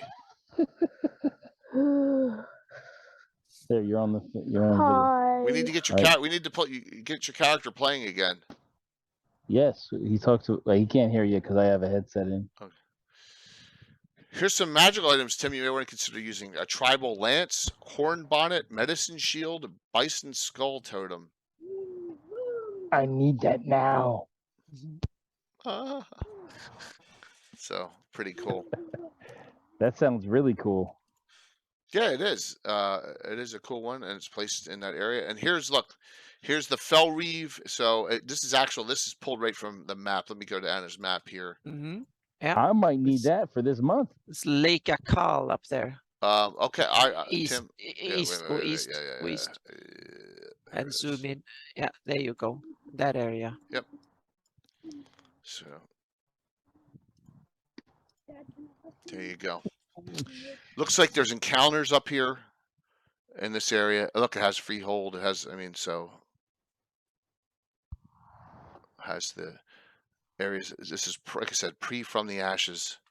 So, and you have an encounter. A series of encounters that happens. Oh, there's a Kanawatha's village. So Okay. you got some neat things here. 32. Yeah, we need to add 32. That to the list here. Yeah. Good picture there. Tim, it's funny how this guy was thinking right on the same I like way it. as you. Yeah. It makes me seem not as dumb. There's a rover champion in here called White Stag. White Stag, rover champion. Lawful That's evil. a great name. Yeah, baddie. And there's a hierarch priest in here. What level adventure is it? It is for levels 4 to 7. Hmm. You can always incorporate parts of it in and use it in parts. Yeah. So I will get it to you. And there's a whole bunch of Horn Society troops here. So there you go. Yeah. Super cool. I think I already gave you the synopsis for the. Well, next one. listen to the end of this, Tim. The PCs will have to travel on their own back through the Bandit Kingdoms. Assuming they're trying to return to the Shieldlands. That's pretty interesting. So. Yeah, that's the only way to go, really. Yeah. So those are There's how opportunity and chaos, and there's a lot of chaos in the Bandit Kingdoms. So those are Howeries, and that gets us to. Let me get this up here from Alan Growe's site, and a couple he missed. This gets us up all the way up to 32. Now there's some other big ones coming up, but let's get off the. So Anna and Tim, what ones would you like to discuss at this point? We have Hopeful Dawn in Dungeon 41. Yes, and that's another one I'd searched for. I did not run that one, I think, either. I did not run that one. Let me see here. Why didn't I run that one? There must be a reason. I like the dude on the cover. Yeah. He looks awesome. That's a giant. I think that actually was made into a miniature. Okay. Yeah. He looks so cool. That little guy with the mushrooms, with the. Hopeful Dawn levels 3 to 6. Page 46. Let's take a look. What's this one? Hopeful Dawn. I don't remember. I know it's another one I did not run, but it's on the list here. I got to figure out why. I usually run. I try to run every. Oh, Valuna City. All right, so there we go. It's taking place in Valuna. Yeah. Let's take a look and see what it's about. Here we have a city map. It's the same style as most of the other city maps from Greyhawk, but. Is it one of those where it has an area that's where the humans live, but then the area where the elves live is always really nice? Darker looking for Luna. Yeah, okay. So what it says is, this talks about From the Ashes. The adventure takes place in Luna City on From the Ashes. So this is during that era. So From the Ashes is out now. Levels 3 to 6. The Greyhawk Wars are over. With a few changes, Hopeful Dawn can run an 8-game world at a time. Good line PCs, and look, it says a Complete Thieves Handbook and Complete Fire's Handbook are referenced. So this takes place in Valuna. So Norka, you say it's a darker look at Valuna? Okay, this is another one I never ran. Whenever you take something and put it in a city, it's always going to be kind of jacked. The Order of Rao is in here, which I never heard of before. So this looks like it was made. Who wrote this, by the way? It's a good thing to figure out who wrote this. See if it's anyone that we know. Oh, I went too far back. I apologize there. Gary Lai. Don't know him. Okay. That doesn't mean it's not good. So it looks like it's a Strife one outside in Valuna post Greyhawk Wars. Do I got it right? There's some thugs. They use the Thug kit. They use the Myrmidon kit. So you're using a lot of kit books from 2nd edition in this. The Fist as well. And here's Valuna City. Mm-hmm. Yeah, and there's that Valuna City. Is that Valuna City map here anywhere else? No, I don't think so. I can't remember seeing it before. I knew I've seen it, but then I forgot about it. So now I've registered it on my to-do list. So yeah. There you go. This is awesome. So almost every adventure we go through here are things to. So yeah, I'm sorry if I appear apparent because I note what I need to. No, it's put awesome. In. So this is great. Yeah. Mm-hmm.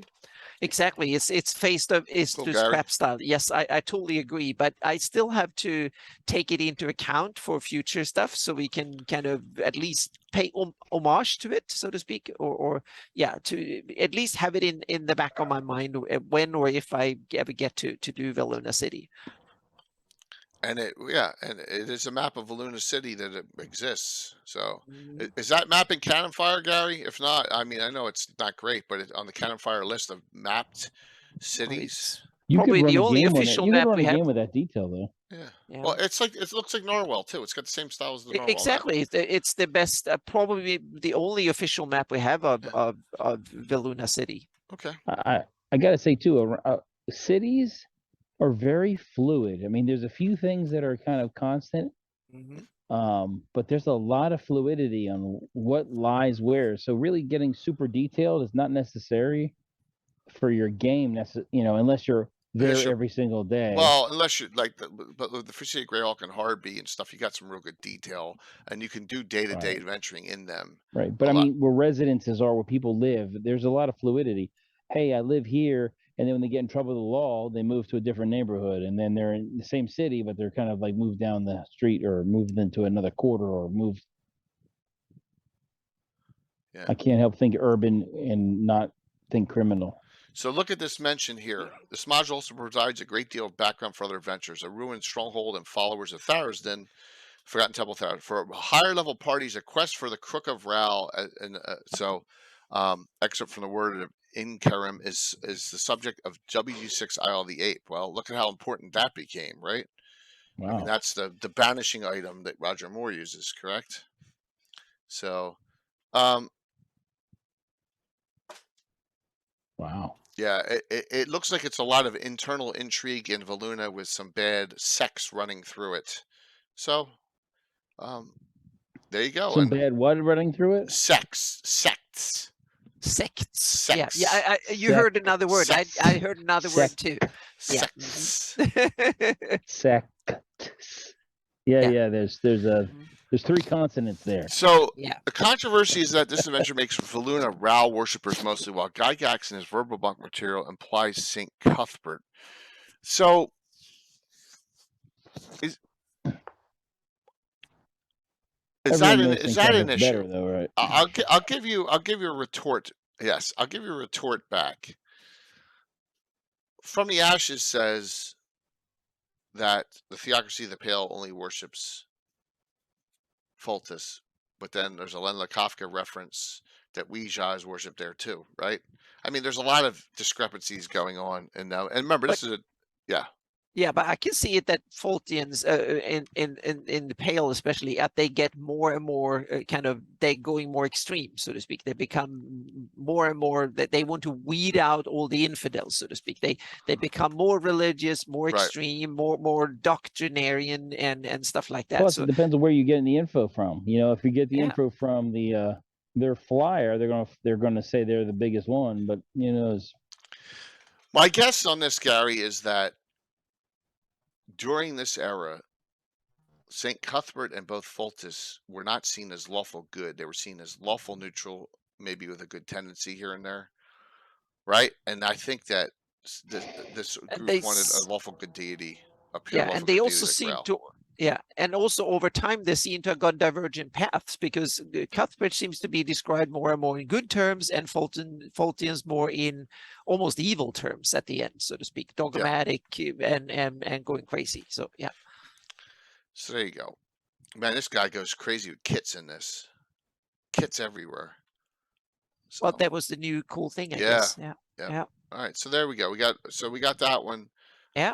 In Dungeon. I'm so glad we looked at it, because we got something out of it. Yeah, very cool. In some ways, the kit kind of gives you a little bit of a style to play the class, Mm-hmm. Yep. I guess. Mm-hmm. That's true. Amy. Now we have something for you, Jay. I think next one in 42. Ooh. Yeah, there's a full moon tonight, I think. Looking right up at a big round moon. Yeah, I saw that last night. It was... Wow, the crazy are coming out. Mm-hmm. So this one is a side trek. Okay. Isaac Slumber. I ran it. It was number 172 in my series of adventures that I ran. Okay. This is an interesting adventure. And I remember specifically, we had just started doing some we were doing Greyhawk City content. And I was like, I came across this and I was like, wow, this is awesome. So let's go to it. It's a short Ice Side Trek. Funny story. Back then I didn't log what adventuring group ran with each adventure. Now I'm assuming it was the original Iron Brigade characters. I could be wrong, but I'm almost positive it was. So this is a funny one. So Gary Lai again there. Gary there. This is the funny thing about this is this individual. She says, a dark-robed sorcerer has gone mad. He speaks harshly and in strange tongues. His anger and craft have already set 3 buildings afire, and he walks with the dead. Come quickly. So he just wakes up in the tombs, right? I think that's what happens, and he just comes out. A battle mage of the Sul tribe who had studied the art of destruction for 3 decades wrought havoc against his enemies with evocations. So Isaac Valvengeance, that was millennium ago. So he was put in an earthen tomb. Oh, okay. It was a sink spell. He was put in the sink spell underground. Did you ever, Tim? Tim's gonna fall asleep. Everyone live. I'm falling asleep. Did you ever see the movie? God, what's the one where they bury the guy's body underground and then they dig him up and he comes back to life? It's one of those. Scott Bakula was in it as the good guy. That's what it reminds me of. So, Mike, did someone cast like a dispel magic in the area? Let me see. So he comes. So he probably comes back. Was he asleep or aware? I don't know. There's no good way to interpret that. Yeah. I had a character that got imprisoned and then later was physically. Oh yeah, no. So in. he's in the catacomb area, and they dig him up by accident. Just like you find something, they dig up this guy 1,000 years ago. That was it. That's a funny concept, right in Free City Greyhawk. So, yep. And this guy's just rummaging through town and all. 14th level mage. Yeah. Ooh. Yeah, and he thinks it's all. He thinks his belief in this delusion is fed by the fact he's still very disoriented. 800 years of suspended animation does that. And that'll disorient you. Yes. There's no doubt about it. So that's what it is. Yeah, that's it, Gunslinger, Lord of Illusions. Yeah, that's the one. That's the one with Scott Bakula and Famke Janssen, if I recall correctly, isn't it too? Yeah. Yep. Hey, what's up, Patrick? So that's Isaac Slumber. It's just a side quest. Basically, he's out there. You got to just stop him, right? What do you do? How do you? What level is it? 14th. I think it's like 10th. Oh yeah, that's a hard one. Let me take a look. I mean, Leuven wouldn't have a problem, sure, but still. 7 to 10 characters. 2 to 4 characters, 7th to 10th level. I mean, the guy would cast Feeble Mind on him, and it wouldn't change him. So that's a fun one. Right in the city. Ooh. Yeah, if the PCs engage Isaac but only drive him off, he will have an enemy for life. So,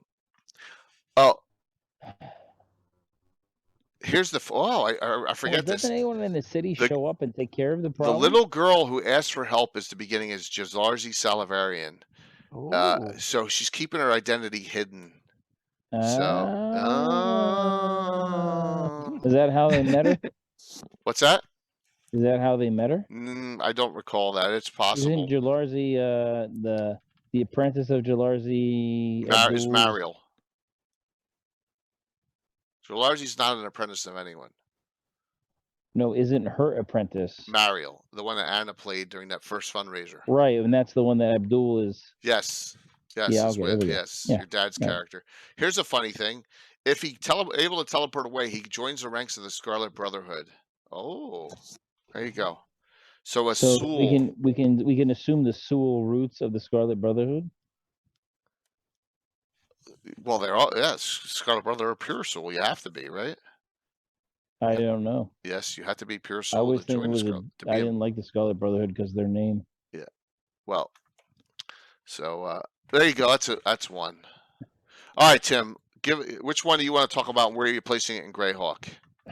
Oh, where I'm placing it in Greyhawk? Oh shit. Yeah. Well, I told you to be prepared. Wherever you feel like it. Oh my God. So which one? Tease and thing? Well, here. in this one, Oh, what dragon's that? this is 34. I don't think I This have had that. a tournament. It had a tournament module. Doom Keep. Remember we were talking about the chess board. Yes. Well, in that adventure in here, Oh my. they have like one of those chessboard things. But where it is in Greyhawk, it has to be, Well, guess what? I need to. I don't think I have Dragon 34. Is it Doom Keep. 34? Yeah. I don't have. I it actually, anymore. and unfortunately, it's actually removed from the magazine. It was one of those center ones. Oh So no. somewhere in a folder, somewhere in my other thing, I didn't have time to get. Well, yeah, Norker, we're gonna talk. So, well, I can't discuss it. I can't show it. I don't have it. I don't have the dragon. So even in PDF. 34? No, I don't have Dragon 34 in PDF. Sorry. Oh. Well, you want to see the cover again? Yes, show me the cover again. In Firelight. So what I can, I may be able to don't get. hold it over the fire. We don't want Yeah. to see it burn. Yes. Yeah. Mm-hmm. Oh, cool.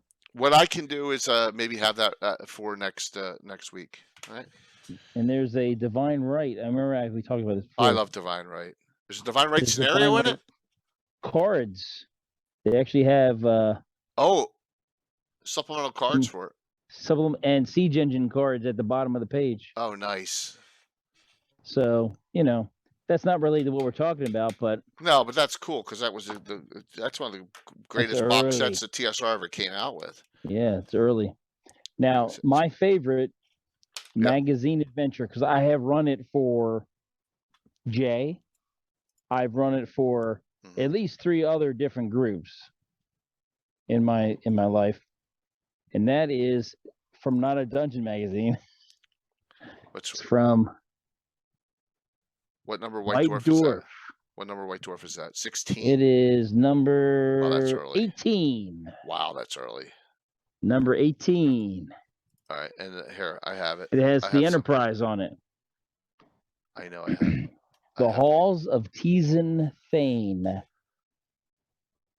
Introduces a couple monsters in it. Teasen Thane is a high level archmage. He's got an iron golem guarding his place, and it's in a inert volcano. So it's like this crater of a volcano. It's a little stream in there, so it's got a lake around it. Well, he had this creature as his bodyguard that if it kills something, it can eat the brain of the person it kills and gain their knowledge and skills. And his 2 brothers hate him. They want to get rid of him. So one of his brothers hires an assassin, telling the assassin that Teasen wants to get rid of his, associates, especially his bodyguard. And then when that assassin fails and is killed by the bodyguard eats his brain and then learns this information that Teasen wants to get rid of him, which of course was just a setup from Teasen's evil brother.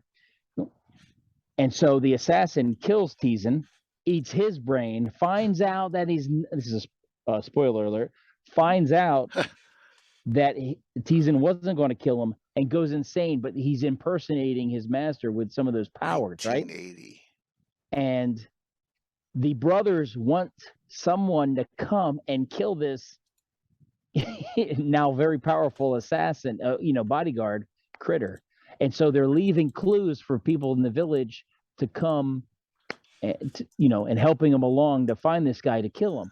The problem is that Teasen, he has this temple where these statues are hidden, shadow dancers. These, and when the moon is shining through whenever the moon comes in and the light shines through the temple onto these statues, they animate, and they are extremely unpleasant and low armor class and just terrible.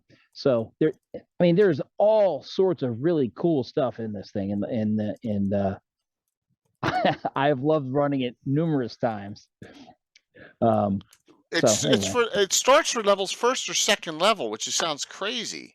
Right, because the Iron Golem was told, if somebody says, "Take me to your master," He'll let him in, and he'll guide him right to this pile of bones sitting on the floor.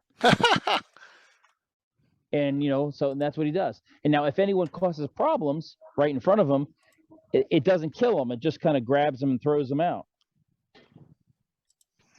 So you have to kind of figure out how to take control of the Iron Golem if you ever decide to stay around. And they have these weird monkey-like creatures there that are unpleasant. It's really cool adventure. It's got his two brothers who are, assholes, and Norker says, but there's no volcanoes even in that area. The wild coast. What area? Well, I don't know. Yeah. It's not a Greyhawk adventure, so it can be kind of anywhere. It's an old inert crater, so okay, so I guess it could some be ancient. You just change it to a crater, not a volcano. Got it. Right. Okay. It could be a crater. Okay. So basically, there's a stream and it has a lake around it, and you have to go through a narrow cleft and some cliffs to get to it. That's it. So I ran it, and the party that did the best in there was actually my daughter. Instead of trying to get herself killed fighting those moon creatures, she just went on the roof and covered the windows with tarps so no moonlight showed in. Philidor's landing spot. Oh no! Oh, don't say that, Gary. That's wrong. All right, so and this was a long crawl, if I recall. Right? There's a lot going on in here. Yeah, there is. It's very active and busy, and they have some fiend folio critters in there. Burbalangs are in there. Oh, that's cool. There's some burbalangs. They go astral, and they're weird. Okay. Yeah, it's interesting. I don't know. I really enjoyed it. There's a lot. You could expand it and make it pretty amazing. Okay. I think it's one of my favorites. So you're saying Albie Fury's not his name? There, Gary? Interesting. Later writers can learn from this. A lot of content without excessive verbiage. Well, that's true.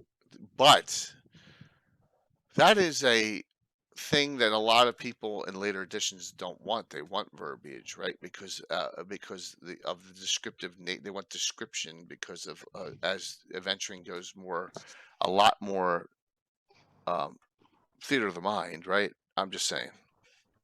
But well, I think when you do verbiage, too much verbiage, especially when it comes to the synopsis,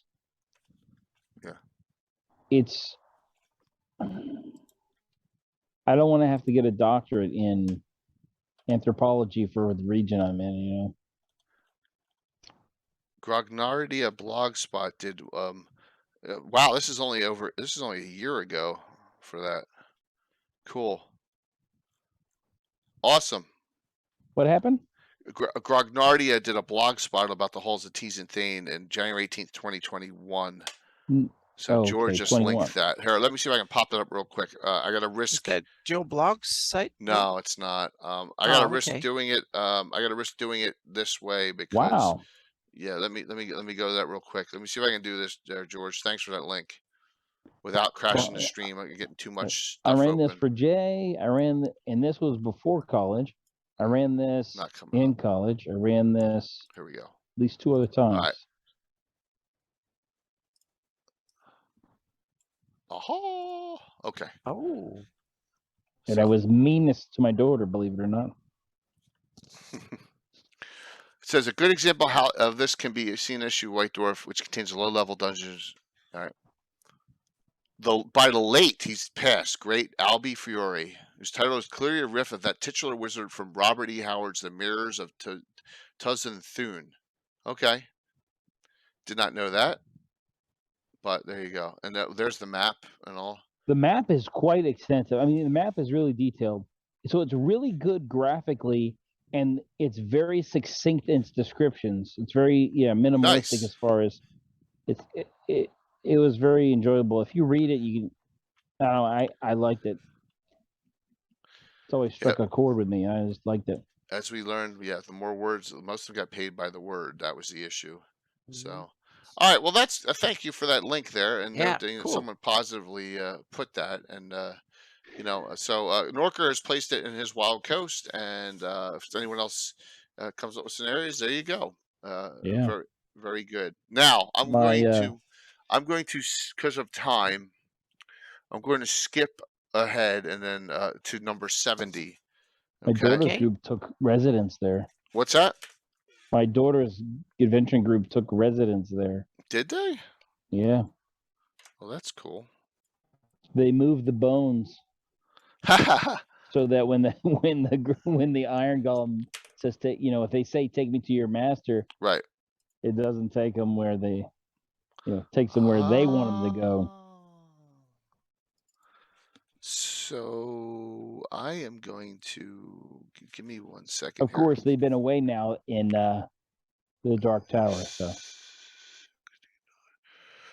all right, we're gonna talk about 70, and then we're gonna go back to 69. Okay, so let me do this, and then we're gonna go from 69 to 73. I know Gary won't like it, but I want to share something with you, and I think it would be really cool. are you talking about magazines? Yeah, Is absolutely. different, And I'll tell you why. Because I did something, and we had Eric Mona discuss this one, but let's go to 70 first.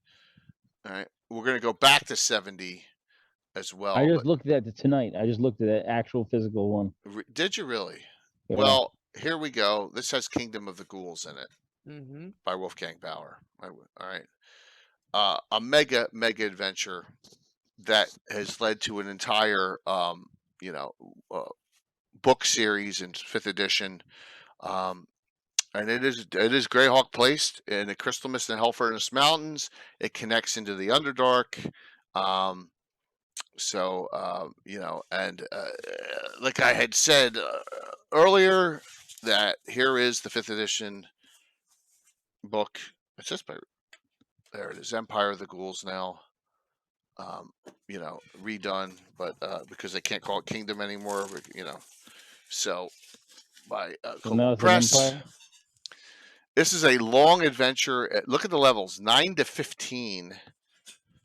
For me, this was run. How did I not write down when I did this? Dumb me. I'll have to take a look. That's the one I didn't write down when I ran it. I know I did though. Absolutely ran this. So Kingdom of the Ghoul. This is a very, very long Underdark adventure. Descend into darkness. Cartography by Diesel. Yeah, you're. There's entire cities. They're called true ghouls. It's actually like almost like a race, and they call it Deep Earth. This is very, very deep in. And does it take a few strains of the ghouls from Shadowrun? I doubt it. They're sentient, and they're kind of. You got Fomorians in here, Quaggas, all sorts of stuff. Here's right, but I mean the ghouls are sentient though, right? They can actually. Yeah, and this the kind of are sentient. Yeah. So yeah. That's what makes them more like a race. Yeah, but they're called true ghouls. They're called true ghouls, the actual sentient ones, but they still have the abilities of the ghouls. So right. Deep Earth is a better name than Underdark. Fight me, Ananson just said. That's a good point. Yeah. So John at Blue Box just said, "Love the beard, Tim." Tim's drinking. I'm trimming it tomorrow, but Halloween I'll be a Viking, so I gotta grow it out. You being a Viking? Yeah. I got my outfit. That's the way I roll. My son and I. I'll have to take my chainmail off the mannequin in the inside. There's I think she's a dark elf. I got criticized last year. I walked around the normal houses, and there was a lot of people like, "Oh, you didn't dress as a Viking." So. Yeah, there's a whole back. You're right, Amy. How they were created. Here is 2 deep dragons are in here, Anna. Oof. Yeah. Yep. Also, because we place kind of ghouls in Northern Flanders Circuit. I do have a question. Since we're talking about the Underdark and talking about deep underground, has anyone actually done the analysis on how hot it gets underground? Because there's only really you can only go so deep, but without artificial air conditioning going on. Well, on planet Earth and real planets that have an active geology, yeah, it gets brutally hot down. But you can have fantasy geology on Sure. Earth. So Well, yeah. so Flabbersu. is it really deep, or is it Totally. really Once underground you at get certain locations and there's if you long start tunnels getting to a get few there? more than a few thousand feet, it gets unbearable. Cloaker Yeah. City. Right. So is it really that deep, or is it really just it's underground, and to get to it, there's long tunnels. There's nothing Well, straight to it. Yeah, I mean, you also have the other difference. There is also a huge difference in the real world. Is it inside a mountain or is it down underground closer to the? Right. That is a big Right. thing. Meaning, if you can drill into the Rocky Mountains up in the mountains, and it wouldn't get hot, particularly hot, because that's dead rock, so to speak. Yes. But once you go down on the flatlands, like in Midwest or somewhere, you can start going down into the crust. That's Right. when it gets hot. But some mountains are hot all the way up, so to speak, depending near volcanoes and stuff. So it depends on the geology, how Right. close it is. But yeah. Tim, that light above you, that window, if we start seeing someone going like this with a sword or something above it, I am almost 100% positive my wife won't do that. okay. South Africa. She's listening in now, and she starts screaming, and you see fun stuff happening. This is the mega adventure of all mega adventures in Dungeon. I mean, this thing is monstrous. Narol Shrine, Underdark, Vampires, I need to Thrommel get that ones. one. Which one is this one? Kingdom of the Ghouls, and Dragon 7, Dungeon 70. Oh, that was the one with the picture on it, right? Yeah, huh? With the all right, I have that one. Yeah, you do. Entire City of the Ghouls. There it is. It's disturbing. Cloaker Rift. Yeah. So I remember this. Yeah. I remember this because they did a polymorph spell in the Cloaker Lord in the Land of the Cloakers, and they took it with them. Remember how the crazy Bill would go wah, dispel me the whole time, because they kept the Cloaker as a frog, and then someone dispelled magic in the middle of a fight, and the Cloaker Lord came back like 5 adventures later. Yeah, it was pretty bad. They didn't kill it. Yeah, yep. And now it's coming back to me. Did does this fit into the Underdark by Carl Sargent? The Night Below, of course, it's not far. I mean, they placed Night Below in the Yomi. This is more placed in the D series, Crystal Mist and stuff. I mean, it's right there. So, right. But it's interesting. I think I don't like them that far apart. But... Yeah. Go ahead, Anna. I think they did, because there was some Underdark place down there. I think they just placed the other one next to it.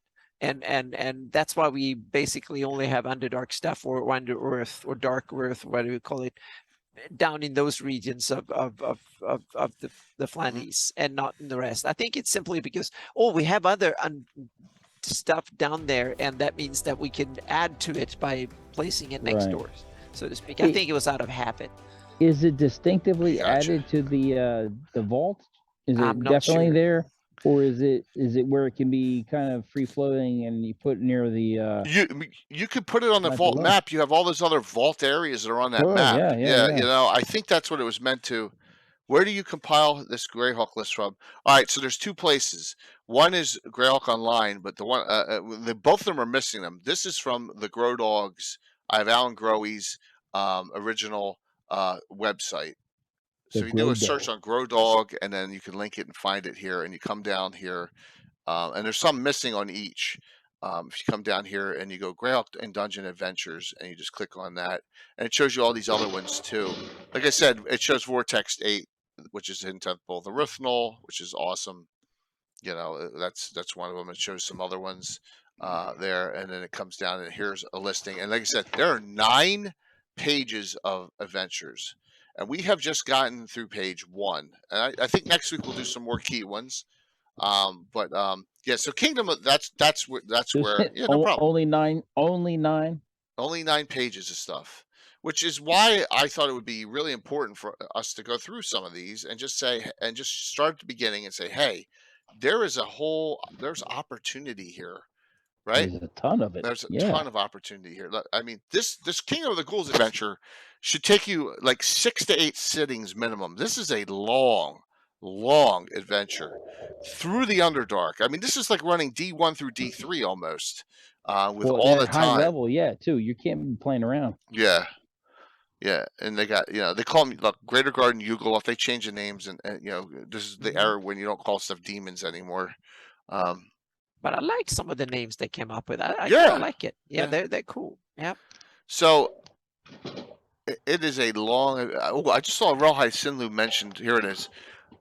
One of the great 30-foot long tables in the center are mapped supply lists, the strength of the Ilfids, the Drow city, Drow Relhai Sinlu, and the Crotones of the Sunless Sea. So it's all like it's all linked in with all that. So, yep, and it is long, but that's a good thing about it. And there's Dorisane, the Ghoul King. Yep. Well, There if he you're going to is. have ghouls, you got to have a king, right? Yeah, absolutely. But you're looking at this. Oh, a True Sul ghouls. Marquess Marinay, 17th level Sul Lich class. You know, so the Sul Lich, this is where I think it first appears. So, So that's the first Sul Lich in the writing. In yep. Like I said, Gary and Akarako, both those lists are not complete. Some of them are missing some of the other ones, which is okay. So, and so that is that is a long adventure. But if you rescue Eok, there you go. That's what you need to do. Are you on a rescue mission? It sounds like it, but that's a long rescue mission. Okay, I'm gonna go back to something else on 70 in a second. Here you go. You can yell at me as much as you want, but I'm going to steal something from. I'm going to steal something from Forgotten Realms. Okay. Forgive you this Forgive time. me. This It's time. 5 from dungeon 69 to 73. Okay. Dungeon 69 to 73. There are 5 adventures that are all interlinked. All right. And that is. It's the Mirror of Dead Men series. I think this is such a cool area. Now, where did I put this? It's not that large of an area. What it is the swamp is overtaking all the established areas of the world here. So it's sinking. It's basically becoming a bog area. So what I did was They actually have that happening in Night Below as well. Yeah. So what I did was, but it's got to be on the waterway. So what I did was I took an area down here, and I made it like right here. I put it right here in Perfect. Keeland. Okay, that's where I put this Mirror of Dead Men area.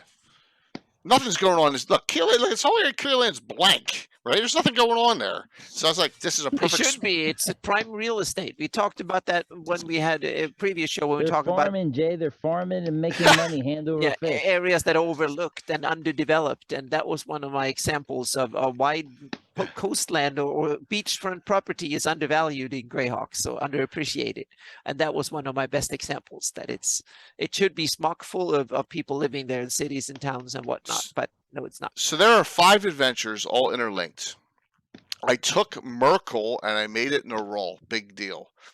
All right. So Yes. I'm gonna want to see all these. All right, first one, Slave Vats of the Yuan Ti. All right, That's into the mirror. Norcam has an interesting theory. Yeah. It's the Sohagan raids. Yeah, hey. Ooh, slave box. Yes. See, Norca agrees with me on this. That this is a great idea. So, and the map gets more and more detailed as you go. And what's really cool about this is there's an entire plot over the 5 adventures. Eric Mona and James Jacobs and Jason Bullman said these 5 adventures was where they got the idea to run an adventure path. So the Cauldron one was first, and then the Age of Worms, and that from looking at these 5 adventures, these adventures either get the credit or the blame. Right now, the 5th adventure is written by Eric Boyd. The final adventure of this is by Eric, so you know it's going to be good. I love them. There's also some neat magic. See, look, on this map, in the first map, there's only the one place, the Inarv Tower and Wolf Hill House. And you can just expanded on it and expanded on it. And we go back to 70. And in 70 is adventure number 2. Which was Scaly Things. And that's number 34. And there's no, besides renaming the Merkel stuff and the Roll stuff, there's no items in here that are they're Greyhawk monsters. You know, there's no nothing that can't go into this. and see. You know, you got there's lizard men in this the second one. So what levels is it for, Jay? it runs, I believe, it starts at like 4th and runs through 7th, 8th after 5 adventures, if I recall. That's a good. That's Yep, a good, levels 4 to 6 for the second one. Yeah, it's perfect, exactly. That's a great So, yeah. era in a character's See, life. Gary, I did this before I ever met at Greenwood. Okay, so Slave Vats of the Yuan-ti is number 442. Scaly Things 444. The third one, Dreadful Vestiges 445. Mistress of the Mirror 449. And the last one, The Eye of Nerol 456. Those are the 5 adventures. So this is hundreds. This is 500 adventures ago I did this. Yeah, yeah, it's halfway. Yes. So you can't say that. I know you're joking. Not really good. Yes. Exactly. I love, and so let's go to the last one. So remember, there's one in every dungeon, going all the way to the end, which is 73. I love the cover of this. Now look, Awake the Dead, the Wild Wild Coast. I think I have that one too. Yeah. I believe there's another adventure in here too. In 73. Let me take a look real quick. Oh, it's on the second page. There, The Setting Sun, which is a wonderful, wonderful adventure. And I don't know if we've placed that Temple of Palor. It's in that one. That's a great adventure too. So we go over 2 in this one. So we'll do these 2 and we'll call it. Sun. Yeah, The Setting Sun. Yeah. And so there's 2 adventures in this one we want to discuss. So, no, look, it says Ire of Merkel, Eric Boyd. Change it to Eye of Nerol. Every adventure you find this thing called a Ring of Nerol. The characters to this day still have those. They can cast Vampiric Touch with it. They can do some other things. I think they're every adventure you get one. According to the list on Greyhawk Online, it's supposed to be in Wild Coast. We'll see if that can. Yeah, exactly. The Temple of Palor is in the Wild Coast, but it's post Greyhawk Wars. So here's the ending of it. The final one. You know, so you got the rings and all the undead running through here. Let me go to the end. So look, you got 2 adult male black dragons. You got to fight at the very end. Yikes. Yeah. Okay. Yeah. Well, that's all. Black dragons. I can't complain. Fun. I have a lot of dragons in my adventures, so I can't complain. Great artwork. Cool. Lots of undead. Yeah. Lots of really cool things. And I'm looking for the Ooth Tower. The Ooth Tower is the ending, and there it is, rising up from the mirror. Oh, the Setting Sun. There we go. Yeah. We'll get to the Setting Sun in a second here. So there you go. That's the. It has a Rakshasa. Yes. Setting Sun has a Rakshasa. Oh. Yes. And there you go, and there are your rings. You get these rings of Nerol, and they're still in my campaign to this day. And it has some of the best maps I've ever seen of Greyhawk, for sure. Damn, it's good. Right, it's really good. Ahead. Let me go to that next. On page 62. Right. Damn, this one is really, really good. Yep. I love it. Yep. I don't like the drainage much, but it's not impossible. Well, we got to figure out where to place this one. So Setting Sun, I ran number 352. Ran that before these other ones. I can tell that I've looked at that map because I've placed the rivers exactly as said. So, or more or less exactly. Yeah. So this, wow. More or less exactly. No, I don't have that detail. So for this one, it says specifically from the Ashes box set in the campaign. So it's talking about all the stuff that's going on here. I don't get my stones busted, but that's okay. Yeah, and with this one, and for this one, it says the current year can be 591, and yes, this is a Temple of Palor. And it's the bad guy is a Rakshasa in this, which I love. You know, Rakshasa is one of my favorite villains Jay of all was time. always abusive to his players for their Rakshasa. I am always abusive. Yeah, here's the map. There's only one form. Now, Anna, I don't know where New Temple, Broken Wagon, or Northern Watch is. They're not on the map. I know where New Temple Briar is. Yeah. Okay, it's there. But the other ones, the other ones are not. So I'm putting this in the to-do list. I missed this one. Yeah. All right, cool. Yeah, and the new temple is where the Temple of Pelor is. So, and it is basically, and there it is, the Temple of Pelor. This is a great adventure. I love this one. I believe Tim. I want to say that Leuven did this one. Really? Yeah. He must have been awesome. Well, I want to think that this is the one with the Froggamouth in it too. Do you remember that? Oh, shit. No. Could be wrong. So look, there's the Rakshasas. Yeah, it's a really good adventure. Now maybe it wasn't this one; it was a different one. The one I remember with Leuven that he did like super awesome in was one that had Githyank. It does have a Froggamouth in it, so that's what I thought. I thought it had a Froggamouth in here. You ran this one, Tim, because you almost got eaten by it. I'm 100% sure you were in this one. I think I let Leuven and Sam both adventure in this one. My guess is you were 11th or 12th level at the time. Oh, okay. Well, yeah, I thought so. I must have skimmed by it. Yeah. So there you go. Glass Golem too. Ugh. It's a really good adventure. So there you go. So you have. Why can't they just stick to clay or iron? Yeah. Why do they Take a ride to the Wild Coast. So this one's set in the Wild Coast. Now we'll put New Temple on the map. A New Temple Briar, that is there, but the rest is not there. So there's a whole bunch of stuff, and there might be some redesigning to do. Okay. Looking at that map too. So yeah. But this is this was written by Andy Miller. Okay, there you go. Cool. So and note that with that, I know we're getting right on the 2 hours here. Yeah. So we got to a fair number of adventures. Kingdom of the Ghouls, by the way, I ran was number 479. I missed that. Kingdom of the Ghouls, that's going to be yes. But note, take a look at the Mirror of Deadmen series. It's really good. There's no reason you can't place it at somewhere in Greyhawk. It's a nice little mini adventure path. It's 5 adventures, and they're challenging and they get harder and harder. I loved it. My players loved it. It was 500 adventures ago, but I distinctly recall it. And I talked to Eric Boyd about it, and he said he had fun writing the last one of that series. So there you go. Just a suggestion.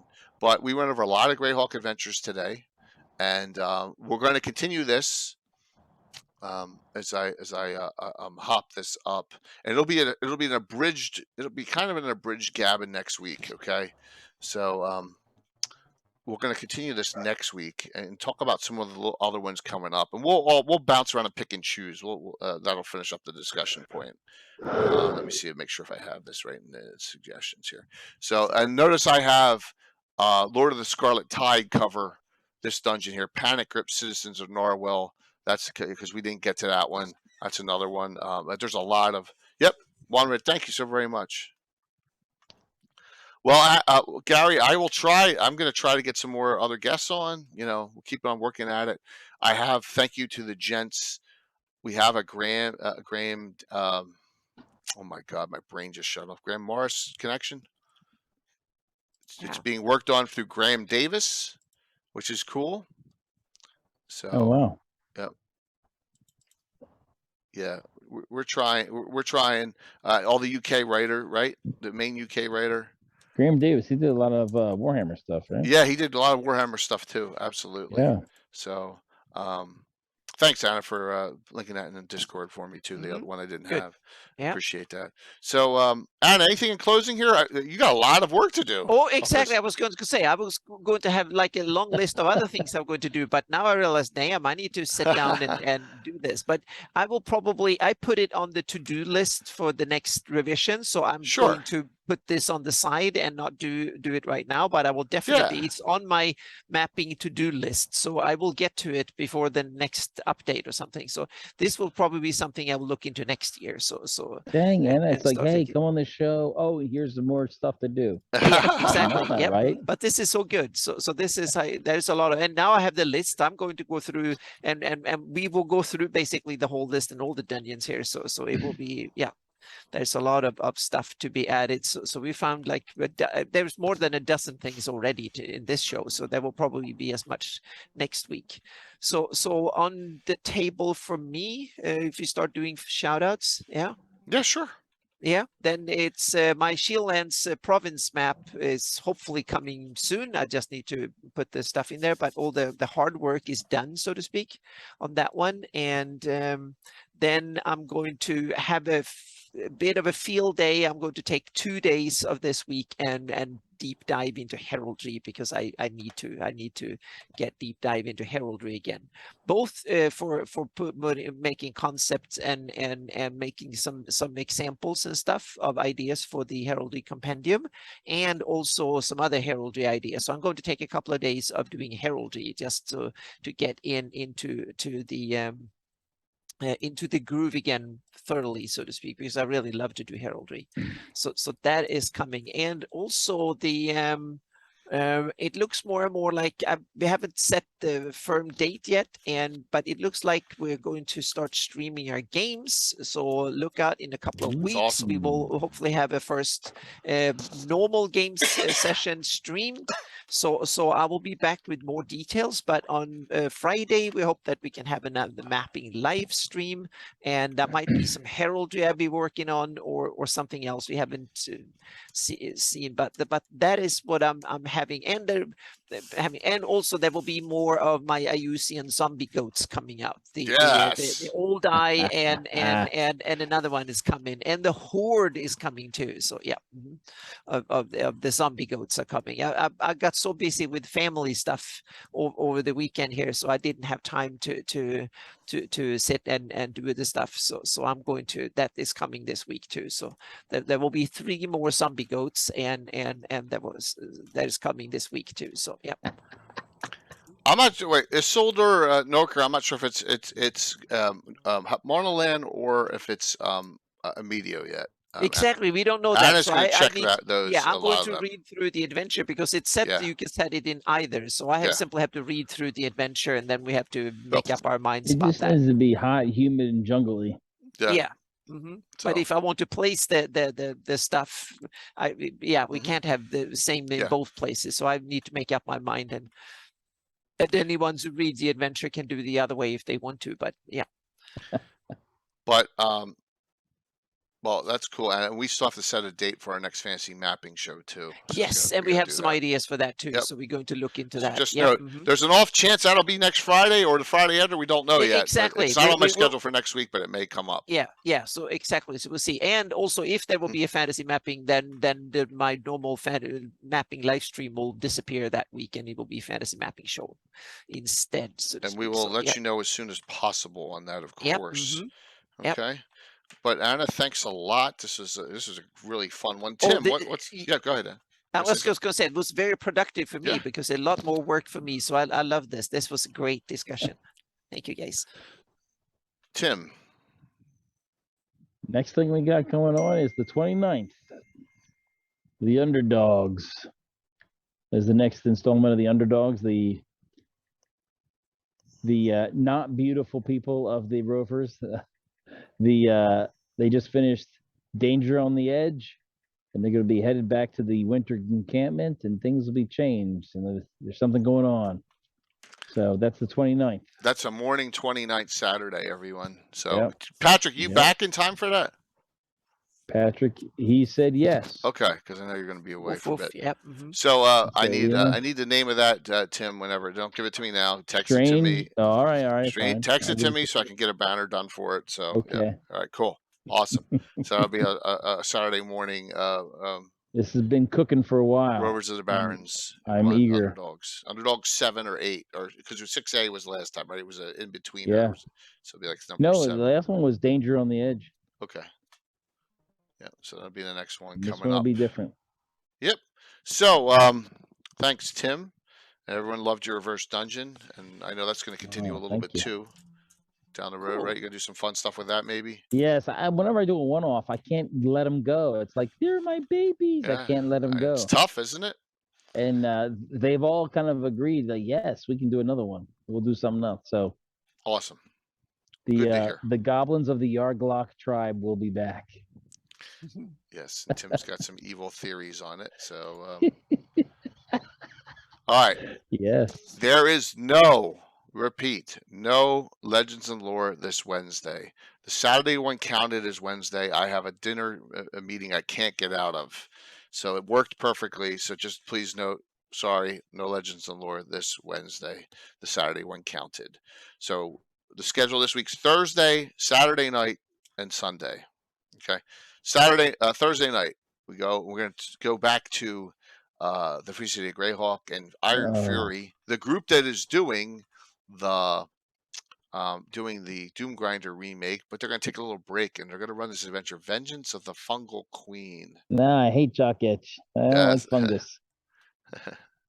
So, yeah, and that will be that'll be a multi-weeker. And I had to think about this because I wanted to start Carlos's Hardby ship adventure, but I am not building the entire Free City of Hardby in the docks, having to rip it down Saturday for where's your dedication? for the return of the Slav Squad Saturday night, and then have to put it back up on Thursday. So I'm going to delay this. It's not ready 100% yet anyway. Bill's doing some more miniatures. It's not. I'm 100% ready, but I am ready for this. The Slav Squad returns next Saturday.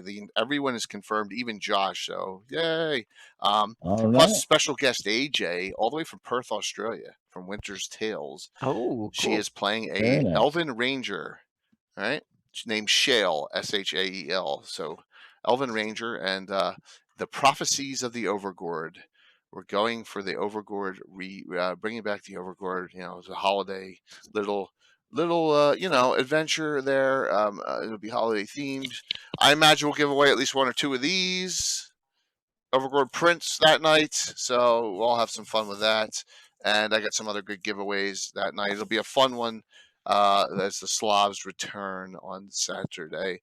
And then lastly, Sunday night, part 2 of this. All right.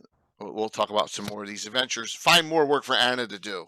Yes. That's good. Yep. So you got your Overgord mini? All right, that's good. That's good, Amy. Good, cool. From your 5.5. I know Troy and I still haven't gotten our 5.5 stuff. So, alrighty, let's do the giveaways here. The first winner is going to win a $25 gift certificate to Troller Games. The second winner will win a 10. Okay? Last call. If you want to sign up. 25 and a 10. Alrighty. Here we go. Closing this out. The winner, Gunslinger DM. Grats. I know you're on. Oh, wow. I've seen him recently on postings. Yep. Gunslinger. No problem. I will send that to you. This is for digital, by the way. Digital stuff and a 10. Sithy 413. As long as you're on to claim, I will get them right to you in whisper chat. Give me about a half hour. Maybe not. I'll be able to do these right away. In fact, after I raid, it's the first thing we're going to do. I'm going to send them right into your whisper chats into Twitch, just so I can get them done immediately. Okay? I will get them done. Anna and Tim, thank you both. Thank you. Yes, that was a fun one. Yep. Great hanging with you guys. Really great to see you all. Thank you for another wonderful week. Sorry, we'll either have minimum probably 3 streams unless the fantasy mapping show is Friday. I don't think I don't think it will be. Probably not that. Probably not. Early. So it'll be only a 3-stream week coming up, but it's a big one with that Saturday night special game with the Slavs. It's my only Saturday night special of the entire month. All right, coming up there. So thanks, Juan. Very kind of you. All right, let's. We're gonna raid into Darling like we normally do on Sunday nights. And everyone have a good rest of the weekend. I know a lot of people are off tomorrow. Enjoy it. Yep. And we'll see you all soon. And keep on gaming. Keep on gaming and Greyhawk. Talk to you soon. Good night. So let me set this up. Set the raid up. Yep. Yeah, Amy, I'm not off either. I'm not off either. I'm not off on Sundays either, so yeah. I have to pry myself away from stuff in bed sometimes, so yeah. I'm off. 5, 4, 3, 2, 1. All right, we'll see you Thursday night.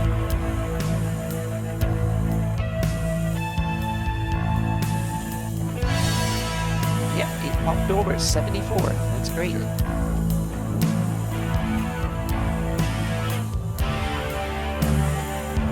figured the weather was so darn nice. I had That's all good. to get out by the fire pit. I ran out my extension cord anyways to make sure my phone stays